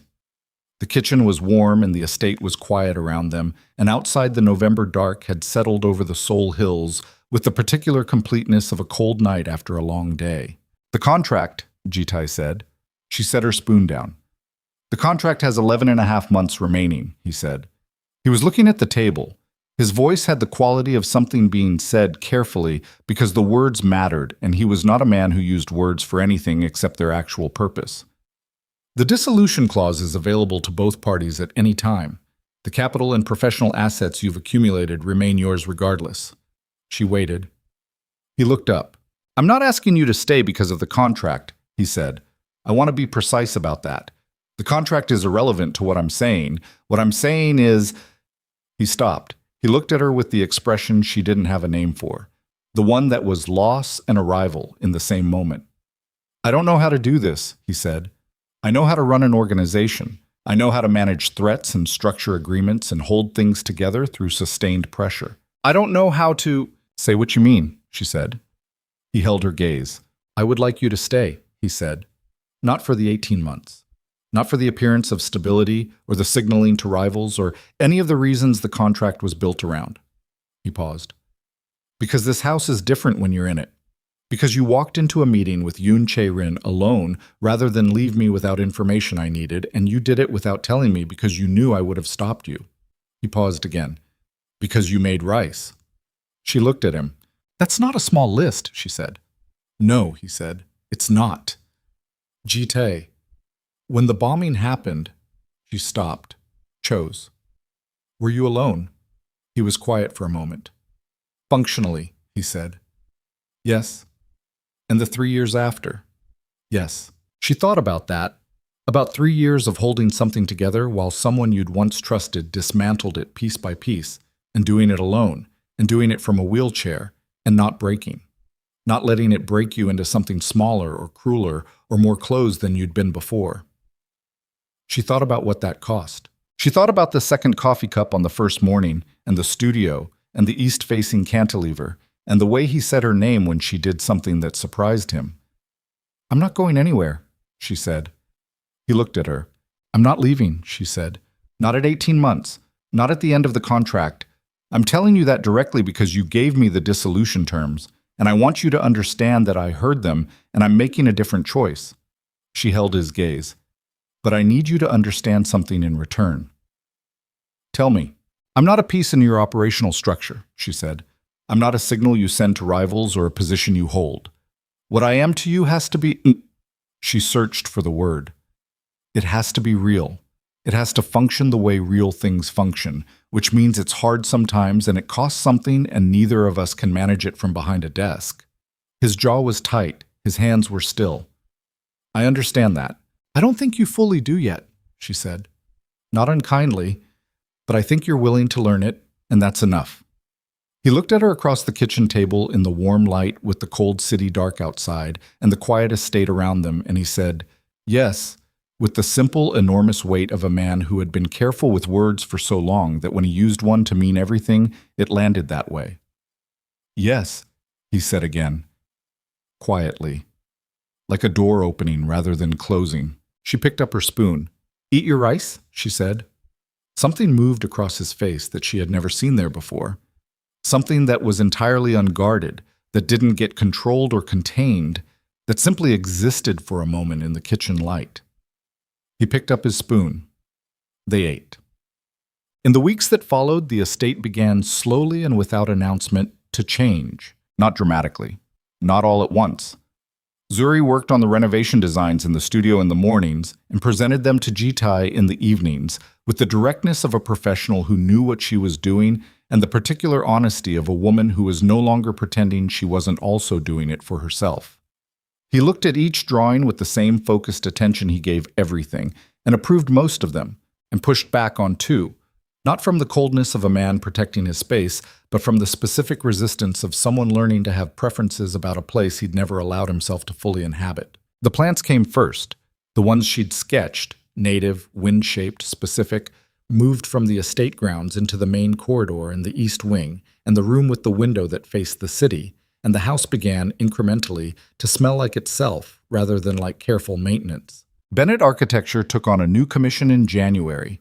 The Incheon waterfront concept, the real one, with the east-facing cantilever restored to its original calculation, went into formal development with a City Council Architectural Advisory Board that took it seriously for the first time in its existence. Lee Soo-yeon came on full-time. By February, they were 3 people, and by April, they were 6, in a proper office in Mapo that Zuri had designed herself, with the kind of light she knew how to make work. She drove herself there. She had a security presence, would have one for the foreseeable future, which was simply the cost of the life she'd chosen. But she drove, which was the thing that mattered. She called her mother every Sunday. Her mother had opinions about everything, delivered at length and with great affection and very little filtering. And Zuri sat in the studio on Sunday mornings with her coffee and let her mother talk for an hour and felt the specific, uncomplicated grounding of being known by someone who had known you your whole life. Her mother came to Seoul in March. She stood in the estate entrance hall and looked around with the careful, systematic attention that Zuri had inherited from her, and then she looked at Jitai, who was waiting in that controlled, deliberate way he had, composed enough to be formal, not composed enough to be cold, and she said, "You have a good house. It needed the plants." Jitai looked at her. "Yes," he said. "It did." Her mother looked at Zuri with the look that meant she had confirmed something she'd already decided. She said nothing else about it. She stayed for a week, and she ate Kim's cooking, and she walked in the estate grounds in the gray March mornings, and she went home to Charlotte having concluded, in the way she concluded things, thoroughly and without requiring anyone's input, that her daughter was where she was supposed to be. On the day the original contract would have expired, they did not mark it, did not plan anything around it. The date was simply a day. Jitai found the contract in the study drawer where it had been since the night she'd signed it. He brought it to the kitchen table. She was there. Tea, late evening, the city lights moving below the hill through the window she'd opened wider during the renovation, the one that looked south toward the Han. He set it on the table. She looked at it. The 8 pages, printed and signed, the terms she'd read 3 times in a room with a man she hadn't known, and the Seoul rain coming down. "I want to destroy it," he said. She looked at him. "We could just file it." "No," he said. "I want to destroy it." She considered this. "Okay," she said. He tore it in half, then in half again. Then he kept going, the way people did when they needed the physical action to be more than symbolic, the methodical tearing until the pages were small enough that the words were illegible and the terms were unreadable, and the whole careful structure of what they'd agreed to that November night was simply paper. He pushed the pieces into a pile. She looked at the pile.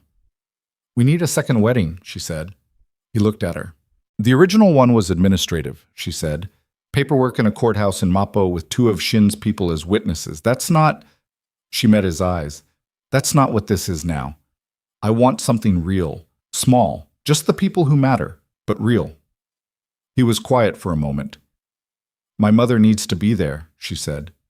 "Yes," he said. "And Kim." "Obviously," he said, and the corner of his mouth did the thing it did, the thing that after 8 months she'd stopped waiting for and started simply receiving when it arrived, the not-quite smile that was somehow, each time, still unexpected. And it has to be outside, she said. The South Terrace. In the spring when the grounds are... Zuri. What? I already know, he said quietly. Whatever you're about to describe. I already know I want it. She looked at him in the kitchen light, at the scar and the stillness and the hands that held the destroyed contract pieces.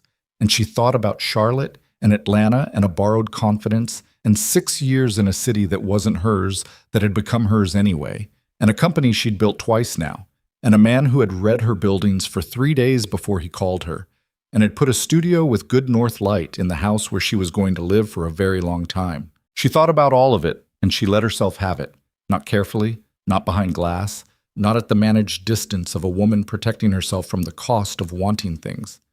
She let herself have it the way you let yourself have the things that were real. Okay, she said. Then we agree. She reached across the table. He put his hand over hers.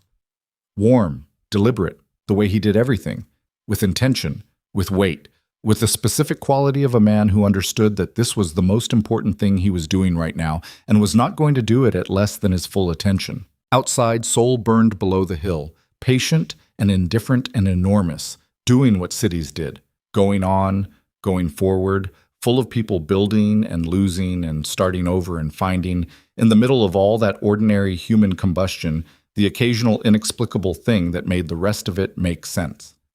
The estate was warm. The plants moved slightly in the air from the open window.